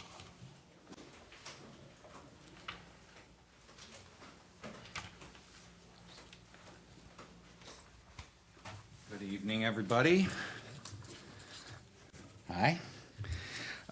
This is my third year in front of you guys, and it's our third year as a program. So I guess this first page, I'll basically talk about our program in general before we get into the money stuff. We don't have 500 or 750 kids in our program, right? So we've got 4 programs. Basketball stays pretty static. You know, we always have pretty much the same number of teams at the age levels. We don't grow. You don't create additional teams. It stays pretty static, right? Lacrosse has been growing, and it's been a steady sport for us, and I think is our biggest sport, and has done very well. I think we won a couple championships last year, but we have, again, like one team at every age level, and sometimes we struggle at the younger ages, and we're working to get around things like that. Football, I think, is our biggest challenge. Just last week, I attended the league meeting where they talked about their preseason rules. The area high school coaches for the high school league that we play in Vernon Hills all showed up to beg us to change our rules and our weight classes to be more inclusive so that more kids can play, and we're not turning kids away just because they're too heavy. And, you know, you get the big 200-pound kid who's a 5th grader and you got no spot for him. And, you know, you got all these situations where we're turning away kids from playing football, and when you need every single one of them. On NBC5 News just tonight before I came here, Highland Park District canceled their football program for the year. So they're not fielding any teams this year, and you know, it's just a shame. It really is. And parents are afraid of head injuries, and it doesn't matter what statistics that you want to put forward. You know, more concussions in soccer, or even swimming for that matter, than potentially are happening in some of the youth football. So it's really a shame, and it's a definite challenge. This year, we're down a team. So we have 3 teams. We'll have a heavyweight and a lightweight, which both represent mostly our 7th and 8th graders. That's a problem for us, right?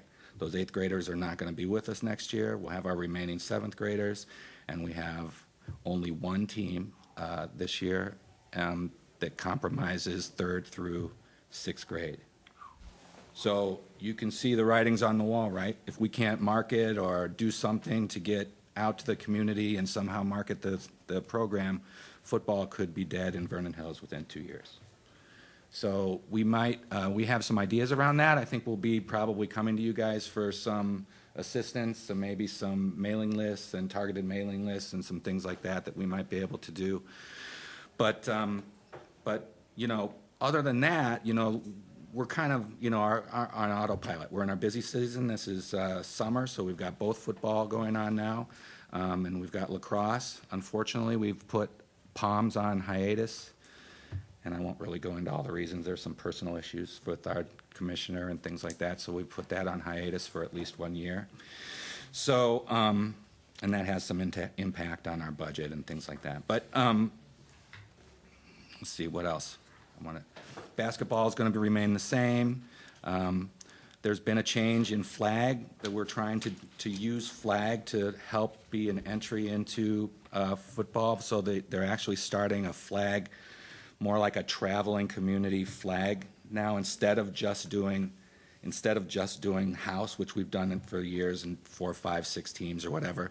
Now we've all the same communities that are playing tackle are now also fielding flag teams, and they'll travel to, you know, and the hope is that if you get K through 3 playing flag, that you can convert some of those younger boys to jump over as fourth graders into the tackle program. So it's an experiment, and we'll see what happens, but it's, you know, one of our ideas to try and see what we can do to bolster that program. Okay, basketball remains unchanged, right? The tryouts will be getting started here shortly, and we'll be fielding our teams, and we'll have no issues there. Probably have the same number of teams, and we'll be fine. Okay. Our program calendar remains the same. You'll see, if you're looking at the handout, you'll see that Palms is grayed out. We've got nothing there for this year. Our board remains relatively unchanged, other than, like baseball, since we started at the same time, we're coming into some transition periods, right? Our football commissioner is the father of an 8th grader. We don't know if he's going to stick around once he's done. Jamie Morris, who's our commissioner, who's been our commissioner of basketball for years, has decided to step down, and so he needs to be replaced. And so, you know, I might need to step down at some point, but I've been begged to stay, so I don't know. We'll see what happens with me.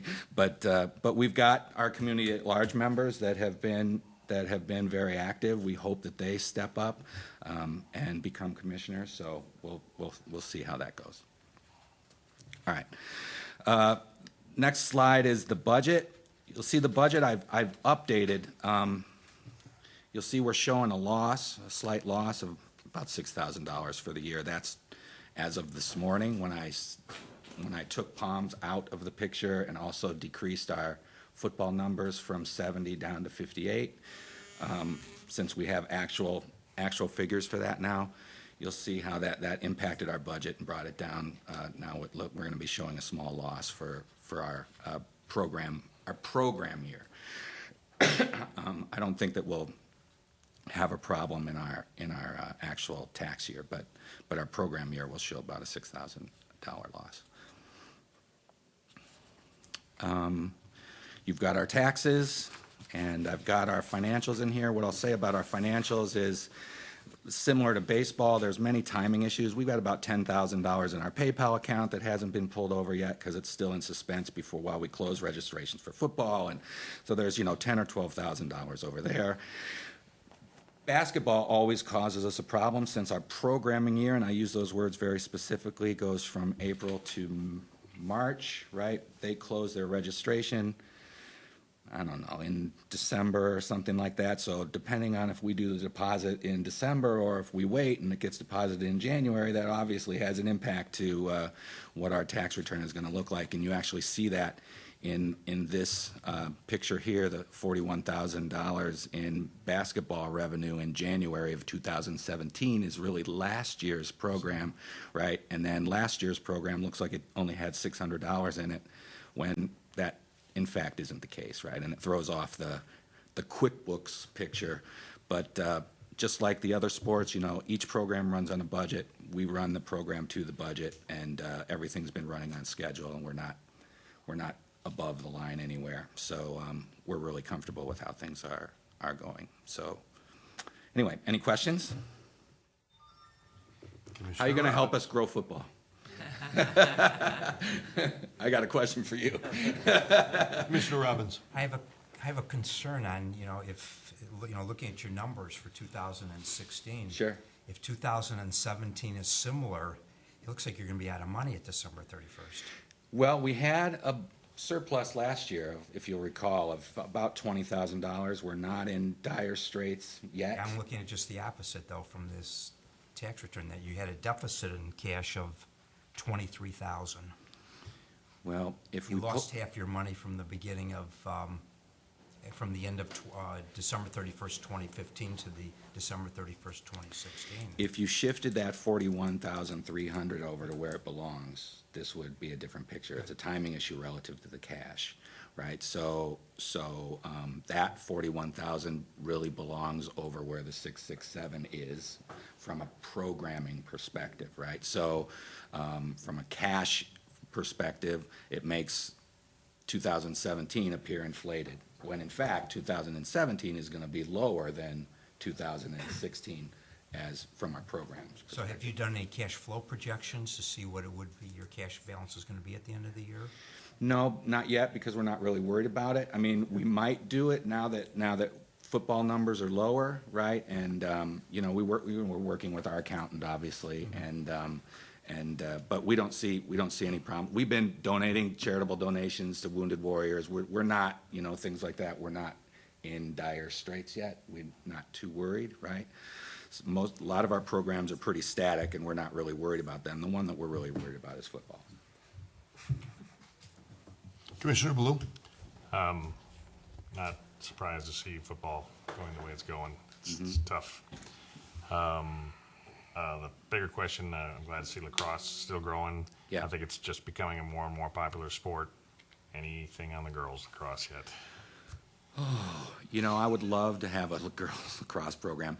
The girls lacrosse in the North Shore is controlled by an organization that's very similar to what the old Lacrosse America company used to be. They do a really good job of provisioning lacrosse to the girls. We've spoken with them on more than one occasion to partner with them to see if we could bring one of their teams to us and kind of brand them under the Cougars, but kind of co-manage. And she was up to it, right? Is that Lynn? Yeah. And she... Let's talk about it. I've known Lynn since Lynn was crawling. Okay. She wasn't opposed to it. I think there were some logistical things that were involved. Just like soccer, the biggest issue with girls lacrosse, believe it or not, is numbers. And having enough numbers in each community. So even the North Shore Lacrosse girls program will combine girls from Libertyville, Vernon Hills, and Lake Forest to create one team. And then they'll get like a Palatine and, you know, Lake Zurich and whatever. So they're still combining girls from multiple communities in that sport, and it's not as big yet as the boys are. I would love to have it. I'd love to have a ton more girls programming, not just lacrosse, right? It makes me upset that we've had to put Palms on hold. So, yeah, I would definitely be up to it. Yeah. I just wondered. Yeah. Thanks. No, it just broke today. Any chance of reaching out to Allen Park and saying, if you've got some kids, we'd love to take care of them? They went to Northbrook and the Trevians, so they figured that out, right? They had about 12 or 20 boys that ultimately had already paid, and they had to send to other communities. Yeah. Help me understanding, Palms, Palms, same thing at your level? It's Palms. It's, believe me, God forbid I call it That's why I said at your level, because do you still have a cheer program? No, we don't. Okay. No. So So it was strictly Palms, and it actually went pretty well. There was just some, you know, Tina Wickman, who was our commissioner, had some issues in her personal life. Yep. It affected the program, and so we're putting it on hold for one season. Most of the people chose to go to the Stallions and go over there for a year. Okay. Hopefully, we can start it up and bring it back. Yeah. The Stallions, where are they? Mundelein. Okay. Mhm. So there's no other, was there another cheer program? There's a cheer program? I don't know if there's another We have a park district. pay-for cheer program, like competition cheer, and, you know, where it's more like a club. Yeah, It's like yeah, everything. cheer is a little Everything's been different. monetized. Yeah, very different. You know, Ours are really younger kids. Yeah. Okay. Yeah. Bruce, thank you for what you do. Thank you. Very much appreciate it. And you got, don't leave us for a while, okay? Huh? Don't leave us for a while. Every time what's the line from the movie? every time I think I'm out, they drag me back Yeah. in. My son is going to graduate from college next year. That's how long I've been out of the program. See, so. but now you won't have anything else. But now you won't have anything better to do, so this is giving you Yeah, right. still Exactly. free time. Exactly. What can we do other than mailing lists and things like that? You know, I think generally, from what we have great relationship with the Park District for all of our outdoor sports. The field, the way we manage our fields has been really good in the last recent 2 years. I mean, I know we used to have challenges over at the VHAC and sharing with soccer and stuff like that. We've got no issues now, especially since we've opened up Deer Path for lacrosse at those two fields. It's alleviated a bunch of problems for us. Our challenge always and will continue to be not until we get to November, and that's going to be, you know, once we get into basketball season, how do we get gym space? And so But for our outdoor sports, I don't think we have any issues. Well, we do have one more gym available this year, so that will Yeah. help a little. A little. As I Rocco's guarantee concerned, that it's going to drools. be a little. So All right. we understand we need a lot. Thank you very much. Appreciate it. VH Lady Cougars, Rocco. Yeah, you go last. Lady Cougars, huh? Of course. Thank you.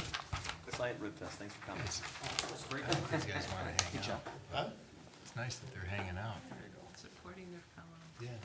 Fingers like to go last, especially following Rocco.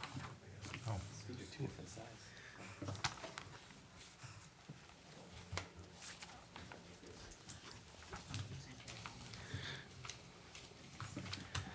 All right.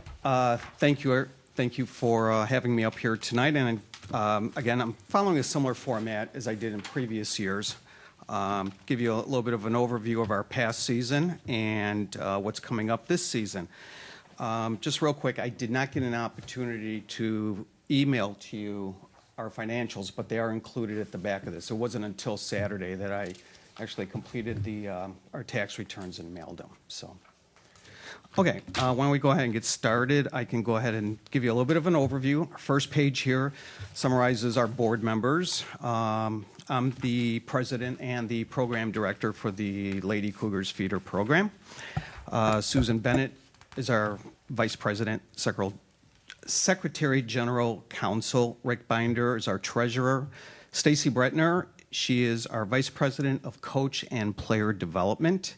Karen Bauman is our marketing VP, and Jason Bullman is our advisory board member with the Vernon Hills Park District. So, and our fiscal year is from July 1st through June 30th.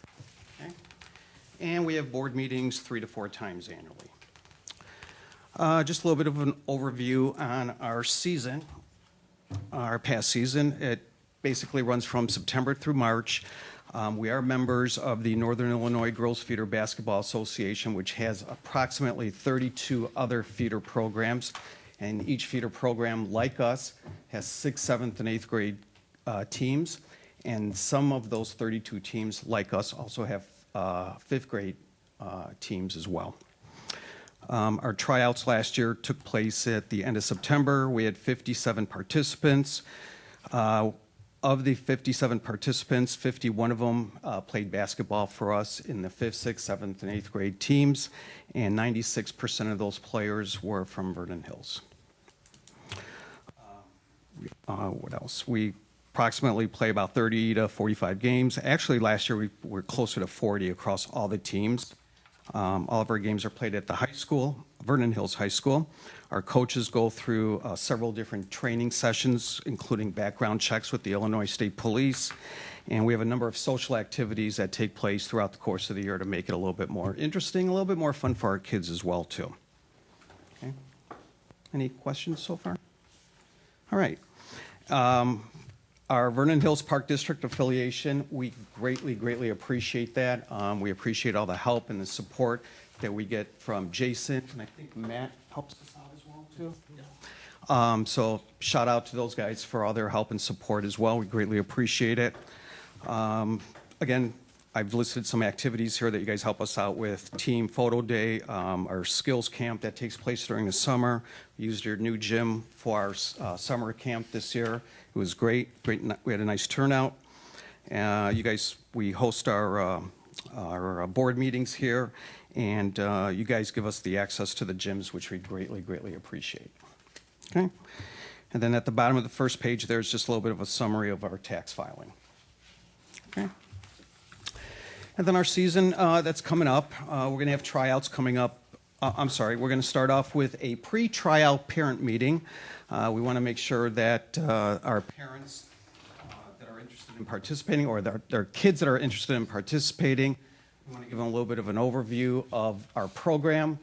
And we also encourage new parents, we encourage everyone to come, but especially the new parents to come and listen to what our program is all about. Tryouts will be taking place in early October. Team selection by the 11th of October. And our fees are listed down there as well, too. $475 for 5th graders, 6th, 7th, and 8th it'll be $515 for each player. Okay? And then just a couple other activities that we have scheduled, including uniform distribution, program parent meetings. Season will start in December, run through March. We're going to host a Cougar round robin at the high school. We do that every year. Some fundraising activities. We don't do a whole lot of fundraising. Feedback from our parents is, we've got a busy schedule, a lot of stuff going on. We really don't want to do a lot of fundraising. So we try to limit that a little bit. We do a couple local restaurant fundraisers. And let's see, some activities that we have coming up. Of course, we're very close with the high school. We do a lot of activities with them. We partner with them. And we'll attend some of their games. We have a feeder night, do a Northwestern group outing, and we're going to try something new this year. We're going to have a feeder food fight. And what that is we're going to go to Feed My Starving Children in Libertyville and have a little bit of an activity there. We're going to ask another feeder program to join us, and we're going to just have a little competition there to see who can prepare the most meals. And at the end of the day, the real winner will be the kids that get those prepackaged meals. That suggestion of the feeder food fight actually came from one of our parents last year, so I think it was a great idea, and we're going to go ahead and follow through on that. And let's see, that's pretty much it. And then one thing that we're going to do this year, too, we started doing it last year. We didn't get it finished on time. We actually worked with Tom on it, and thanks, Tom, for your help, is we're going to put together an online survey for our parents as well, too, so we can get some feedback on our entire program. Okay. Balance sheet is pretty much what you see there. It is as of June 30th, the end of our fiscal year 2017. Kind of represents what our cash is, our liabilities, everything is all paid up by then, so we don't have any expenses that we're carrying over or anything else. We collect our revenue in October. We pay all of our bills by the end of March. So. Any questions for Rocco? Any questions?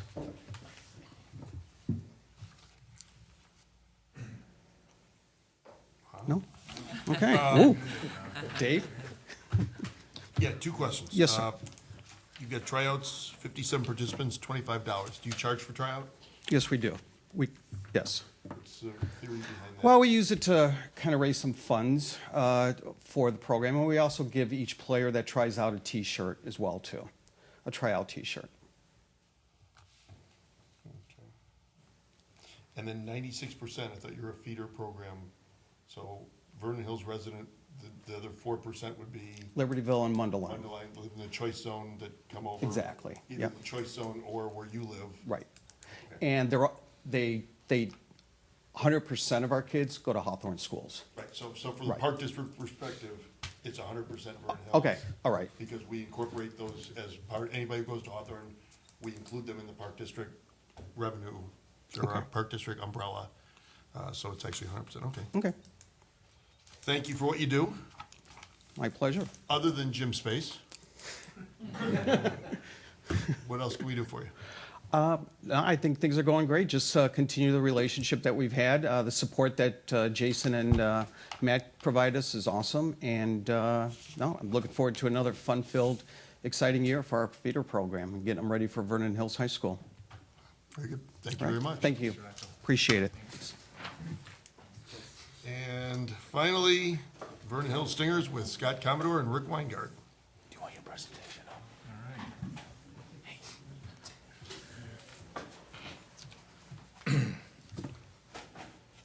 I'm Scott Commodore. I'm the president of the Vernon Hills Stingers, and this is Rick Weingart. He is our treasurer.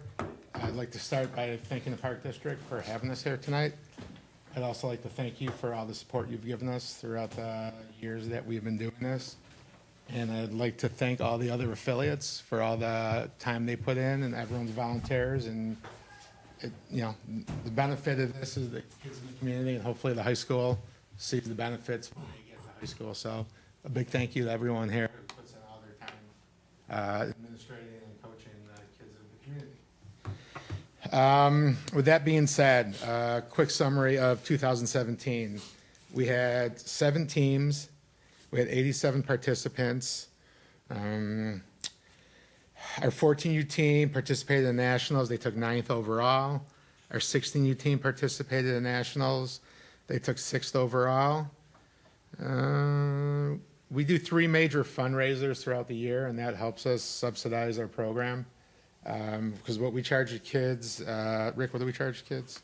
Well, based on our budget, it's about $1,000 a kid just to get through the year, and about 70% of that will come from their registration fee. The other 30% is from our fundraiser. So, especially our tournament, which is extremely important. And I just found that, I apologize. Our younger girls, 10U, 12U, it's $650. 14 through 18, it's $750. Our fees will remain unchanged for the 2018 season. Our big fundraiser is our tournament in July. It's the 3rd week in July every year. And once again, thank you to the Park District. You do a lot of, you do most of the work on the fields for us. You do a great job. Everyone always compliments on how great the facilities are. So thank you for that. This year we had 63 teams participating in our tournament. So it was down a couple teams from last year, but still pretty successful. Last year we established a scholarship fund for families with financial constraints. We awarded our first scholarship last year, and we're continuing the last, I think, 2 or 3 years. We support the Wounded Warrior Project. We support their golf outing. And one thing one of our teams started last year that I'd like to incorporate for a lot more of our teams, they worked a practice with a buddy ball team and knew nothing about it. I saw it on Facebook, I was looking, and I just saw some kids that looked familiar. So I made some phone calls, and I realized that one of the mothers of the kids on the team knew someone who was playing buddy ball. So they organized, instead of practicing that night, for their whole team to go and work with the kids playing buddy ball. And it kind of hit me right here when I read that and I heard that, and I'd like to kind of keep that going and do a lot more of that in the future. Could you explain what buddy ball is? You could probably explain better than I could. So buddy ball is it's softball played by special needs children and adults, and what teams do is, in this case, what the Stingers did was that group of girls went out there and they partner in the field with a special needs child, and they kind of coach them along and help them. So when the ball's hit, they kind of guide them to where the ball is, so that the active participation is through these kids. But they're guided on a one-on-one basis. It's, as Scott said, it's incredibly emotional. It's moving. It's something I hope you continue to do for your teams. So some other things we're looking to improve on our infrastructure for the following year. We're looking for some outside performance training, possibly some batting instructors. We're looking to expand on the number of outside paid coaches. One thing that we always run into with, I believe softball and baseball has the same thing. People look negatively on parents coaching. And they think just because someone gets paid, they're a better coach. And I've seen parents who are great coaches. I've seen people who get paid who are not great coaches. But it's what people say they want. So we feel we tried it last year. We had one of our ex-players who plays in college come back and coach with the girls, and it was a pretty favorable experience. So our first choice would be ex-players who are playing in college to come back, and we hire them to work with the girls and work with the teams. So we're hoping to have between 2 to 4 paid college coaches for the 2018 season. We just finished our tryout and team forming procedure. Last night was the last night of it. So this year we're going to have 8 teams, roughly about just under 100 kids, Rick? Yeah, about 100. We're a team more than we were last year. Our ultimate goal is to prepare the players for high school so they can be contributors on their high school teams and possibly past that. One last thing, our lease with our training facility ended in 2017, 4 or 5 year lease? It was a 5-year. We had a 5-year lease with an indoor facility in the corporate woods. We extended for 1 year through 2018. Now we coincide with their lease. They're subcontracting from a company in the corporate woods. So a lot depends on if they continue their lease. We're hoping to look for a long-term agreement in 2019, but we're also prepared to make alternate plans if we have to find something on our own. So that is a quick summary. You have the financials. Does anyone have any questions? Any questions for the Stingers? Commissioner Kessler. So when you were talking about the coaches, and like what soccer is doing is bringing in some kind of coach to coach all the other coaches, have consistency. Do you do training for your like volunteer coaches? We do training. We have all of our coaches attend a national training coaches seminar, and we do in-house coaches training. We have a college coach on our staff. We have a president of a park district who has coached for many years, who's on our staff, who does a lot of the training for our coaches. Okay. So yeah, we Vernon Hills High School coach on our staff and a park board president member. But it's pretty obvious if you just take a father who doesn't know anything about the sport and have him coach a travel team, what do you get? You're not really going to get much. And there's not taking anything away from volunteers. But because somebody played high school baseball 30 years ago, it doesn't translate to teaching girls how to play softball. Yeah. So we have to try to break some of their machismo and let them know that this is a different sport. It's 30 years from when you played. And, you know, we appreciate the time and effort. Some people are a little less willing to try to learn new ways to do things. But we do the best we can to you know, just educate them, show them new training techniques. We really, I'm sure all the other affiliates, I can't tell you how much we appreciate all of our coaches. They're all volunteers. They all put in a tremendous amount of time. We every year we have a coaches dinner, just to, you know, we take them out, we talk a little bit, go over how the season's going to go, just to show our appreciation. So, long-winded answer to your question, we do as much training for the coaches as we can because, in the end, it helps the girls more. Right. And you know, we got all girls, and they relate better or favorably to the female coaches, and that's what we like to bring in more of our ex-players who, you know, just had a great time playing through high school or even advance on to college, and let them come back in there, and that'd be very, very helpful for us if that could happen.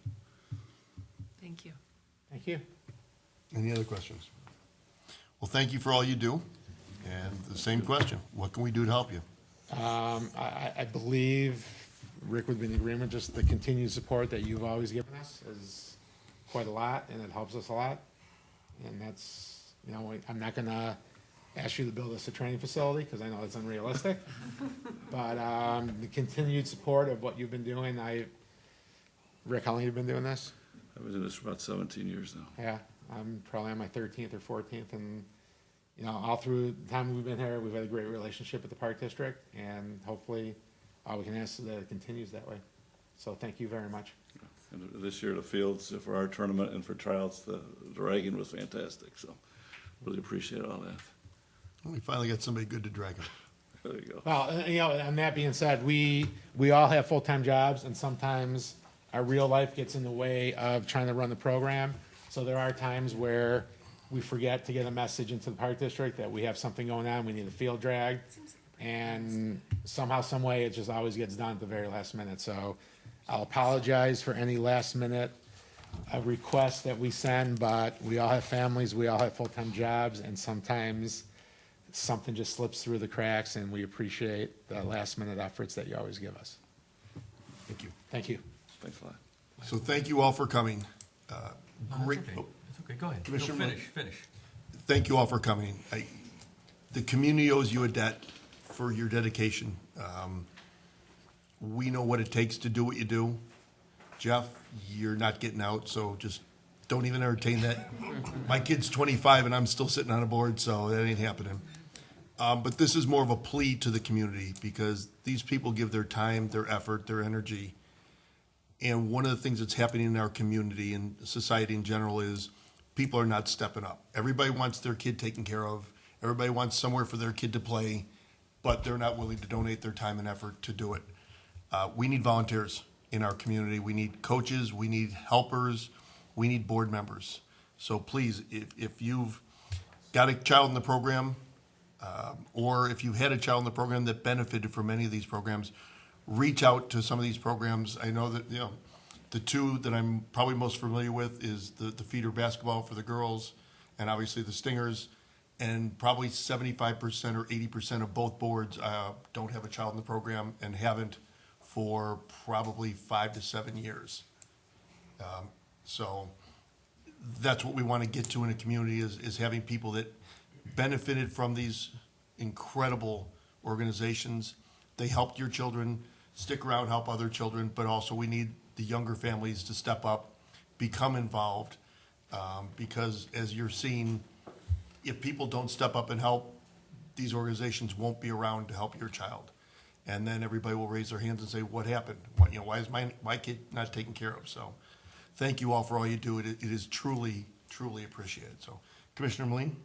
Oh, I was going to just say what you said. So again, I want you to know how much we appreciate all your effort. I did want to add, though, what I liked about all of your presentations was that you all commended the Park District and the village for doing such a good job. And I want to thank the staff, because we didn't always have this kind of arrangement or this kind of relationship with all of our affiliates. So I think it's awesome that we've come to this point. And thank you. That's a great point. The scheduling system seems to be working. I know it was a little rough in year one, but the communication's great. We're not hearing any issues at all from the community about any of the programs. So I commend you all for doing a fantastic job, and thank you again. I mean, as little as 5 years ago, I can remember, maybe it's a little longer than that, walking down on a vacation down a street on the phone with a concerned resident while I was on vacation in a city. It doesn't matter where I was, and I don't have to do that anymore. So that's kind of a cool thing too. All right, let's get back to our normal board meeting. Next item on the agenda, Finance and HR Superintendent Marla DeSico. Marla? Okay, I will very briefly just say two quick things. I just want to say, as we were talking about this relationship with the kindergarten building and with Hawthorne, it is a separate bank account. It is separate check stock. Everything is separate. It is its own fund. It will not be included in our financials, so that's all separate. And then we had a really good opportunity at RipFest to try out this new square of magnetic readers. The staff loved it. I think it was much faster for participants. It's something we look to roll out at more events to be able to easily take credit cards. So that was a big win for everybody. Does that cost a fee? It does cost a fee, but it's fairly in line with what we get charged for processing credit cards anyways. It's like 2.5% or something, isn't it? Yeah. And so it's really not bad. I think so. For everything we did at RibFest, it was like $190. Yeah. So it's definitely well worth the money. They provide the equipment. So that is how we are going to go in the future. So Thank you. That's my report. Any questions for Marla? Next item on the agenda is Recreation Superintendent Tom Ritter. Tom? I too will be brief. Just want to remind everybody the Family Aquatic Center's final weekend is Labor Day weekend. So we are open Saturdays and Sundays from noon to 5, including Labor Day, Monday as well. That will conclude our 2017 season. It was a good aquatic season. Highlight a couple events coming up. Saturday, September 16th is a free event at Century Park North. It's our annual Worldwide Day of Play. We organize a bunch of activities. The spirit of it is to get kids away from electronics, get outside, have fun, family activities, treasure hunts, potato sack races, hula hoop contests. We typically get 150 to 200 people, and again, it's free. We usually have, hot dogs and drinks for everybody as well. So please mark that on your calendar. On that day, the time of the event is 11 to 1. Our final movie in the park is tomorrow night, Friday the 25th at Deer Path. Should be a nice night. Maybe just need a sweatshirt. We will be showing Moana.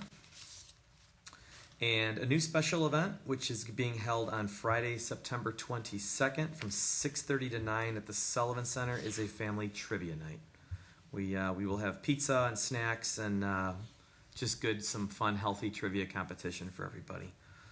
It's $50 for a team, and you can have up to 6 people on your team. There'll be prizes for the top 3 teams, and we'll be randomly doing some door prizes as well throughout the night. And finally, I just wanted to comment, I think this is the fastest we've ever sold out the Polar Express. Registration started for fall programs on August 15th. It's now August 24th. And we just sold out the third and final train. That's 375 participants for a December activity. It's amazing how popular that is. So I still encourage people who are hearing this now going, oh my gosh, I didn't even think Christmas yet. You know, get on the waiting list. Things happen. People's plans change because it's not an event that's in 2 weeks. We're talking 3 to 4 months from now. So get on that waiting list. No harm. It doesn't cost you anything to get your name on the list. And that's my report for this evening. Commissioner Moline? Very quick question. When it comes to preschool, and you don't start till the 5th, I'm just curious, has there been any kind of input from any of the users, since most school starts already and preschool doesn't start until the 5th of September, that there's a gap there? A gap, or, you know, because I'm sure some use it as some sort of, you know, to some degree, a daycare or a... Yeah, being half day, I think it's not as much, since it's a half day program. No, and I understand. But valid I probably couldn't tell you why we start then, other than we've quote unquote always done that. But I have never heard any concerns with it. That's Valid question. If you've never had any input, then it doesn't matter. Yeah, no, I have not. Okay. Question, I don't know whether this is a question for you or James, but with us going back into the preschool rooms, are the preschool rooms all ready to go? Water's been taken care of and we're operational? Yes. Okay. I'll save that question for you then. Thank you, Tom. I could have Appreciate said it. that too, yes. Next item is Park Superintendent James Kim. James? Good evening. Over at our parks, just following up with some residents. Joanne Gerlach, that came in the last board meeting. We have almost all the items that she was asking about completed. Just the last thing is the Badler light replacement that we're working with the village on. Completed some minor requests at Hawthorne Club Park as per 2 of our park meetings. Integrated Lakes Management has been contracted to perform a couple of services at some of our lakes, Evergreen and Century, Little Bear, Big Bear in particular. For right now, they're just removing aquatic weeds, which will cut down our algae growth and will make a lot of people happy. And, for right now, for anyone who's looking at what we're doing with that, we're letting it dry out, and then we're going to pick it up and spread it in an area that we've earmarked. And at Sullivan Center, we're going to do a little small projects here and there. We've striped the parking lots. We're going to put a couple of drinking fountains in. We're going to paint and put some sound baffles in the meeting room C. We'll do some landscaping and try and get some of the stuff before Labor Day. And that concludes my report. If there's any questions. Any questions for James? Thank you very much. Marketing Communication Manager is now with us right now, so we'll go to Lakeview Facility Manager, Mark Purcell. Mark? Good evening. I'll also try and keep it brief. We had our shutdown from August 7th through the 11th. We got lots of cleaning done. We replaced, and I want to thank the park staff. They put in a lot of hours helping us to move the equipment out, we had the new carpeting put in, put all the equipment back. Slightly different footprint, and couldn't have done it without them. So we've had a lot of positive comments. Some of the members gave us some constructive suggestions on how they would like to see the room laid out differently because they like the way it was. But you know, I think it'll work. They also appreciated that they thought it was a lot cleaner. We are expecting to be back in our offices next Tuesday. I'll miss my office space in the family changing room, but I'm thinking it'll be a good time for people that want to use it for swim lessons when it starts up again. And finally, I just wanted to mention there will be no open swim this weekend or next weekend at Lakeview. It'll be adult swim only because we just don't have enough staff. And I know that there's an equal challenge at Family Aquatic with having enough for theirs. So we have something on the web. We'll put up notices, and I'll probably be sending out an email blast just so that people don't walk in and get disappointed. That concludes my report. Any questions for Mark? Thank you very much, Mark. Next item on the agenda is Commissioner Committee reports. There are none. Board correspondence, there is none this month. We move back into new business. For Agency Administrative Policy 3.02, Budget and Over Expenditure Controls, could I have a motion to approve Policy 3.02? So moved. Second? Second. Discussion? Roll call. Commissioner Moline? Yes. Commissioner Baloo? Yes. Commissioner Kessler? Yes. Commissioner Robbins? Yes. President Dorhofer? Yes. Next item on the agenda is Century Park Boat Dock Replacement Recommendation. Could I have a motion to approve the dock replacement project to Bub's Pier Service in Lake of the Hills, Illinois, in the amount of $32,400? So moved. Second? Second. Discussion? Roll call. Commissioner Kessler? Oh, I'm sorry, Commissioner Robbins. Yeah, I just, James, have we used this Bub's Pier Services before? No, we have not. But I did visit 2 of their docks. The ones that's in the picture are very close to them, and it's a very sturdy and durable dock. I've heard nothing but good reviews from other users in other park districts. Okay, good. It's just their proposal was so much less than the other one. The other one is a floating dock. It's very bulky. different It's completely different. I left the bid open-ended to see what people would propose to us, and this is what came about. Okay, thank you. Commissioner Kessler? I was curious on that floating dock. Is there an advantage to having it? Is there? The one does it last advantage longer? is there are dams at Century Lakes and Route 60, so the water level does go up and down. But it doesn't go up, I mean, we're not like a tidal pool where, No, but if we get a heavy rain and the dam is slightly closed, all the water rushing from north, it's just what they were talking about and alluding to.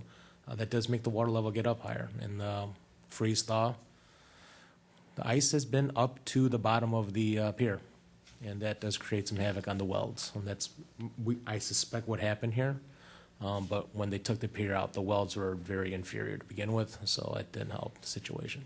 So the floating pier would move up and down with the water, but it is stable enough to walk on. Is the lifespan on it longer than these?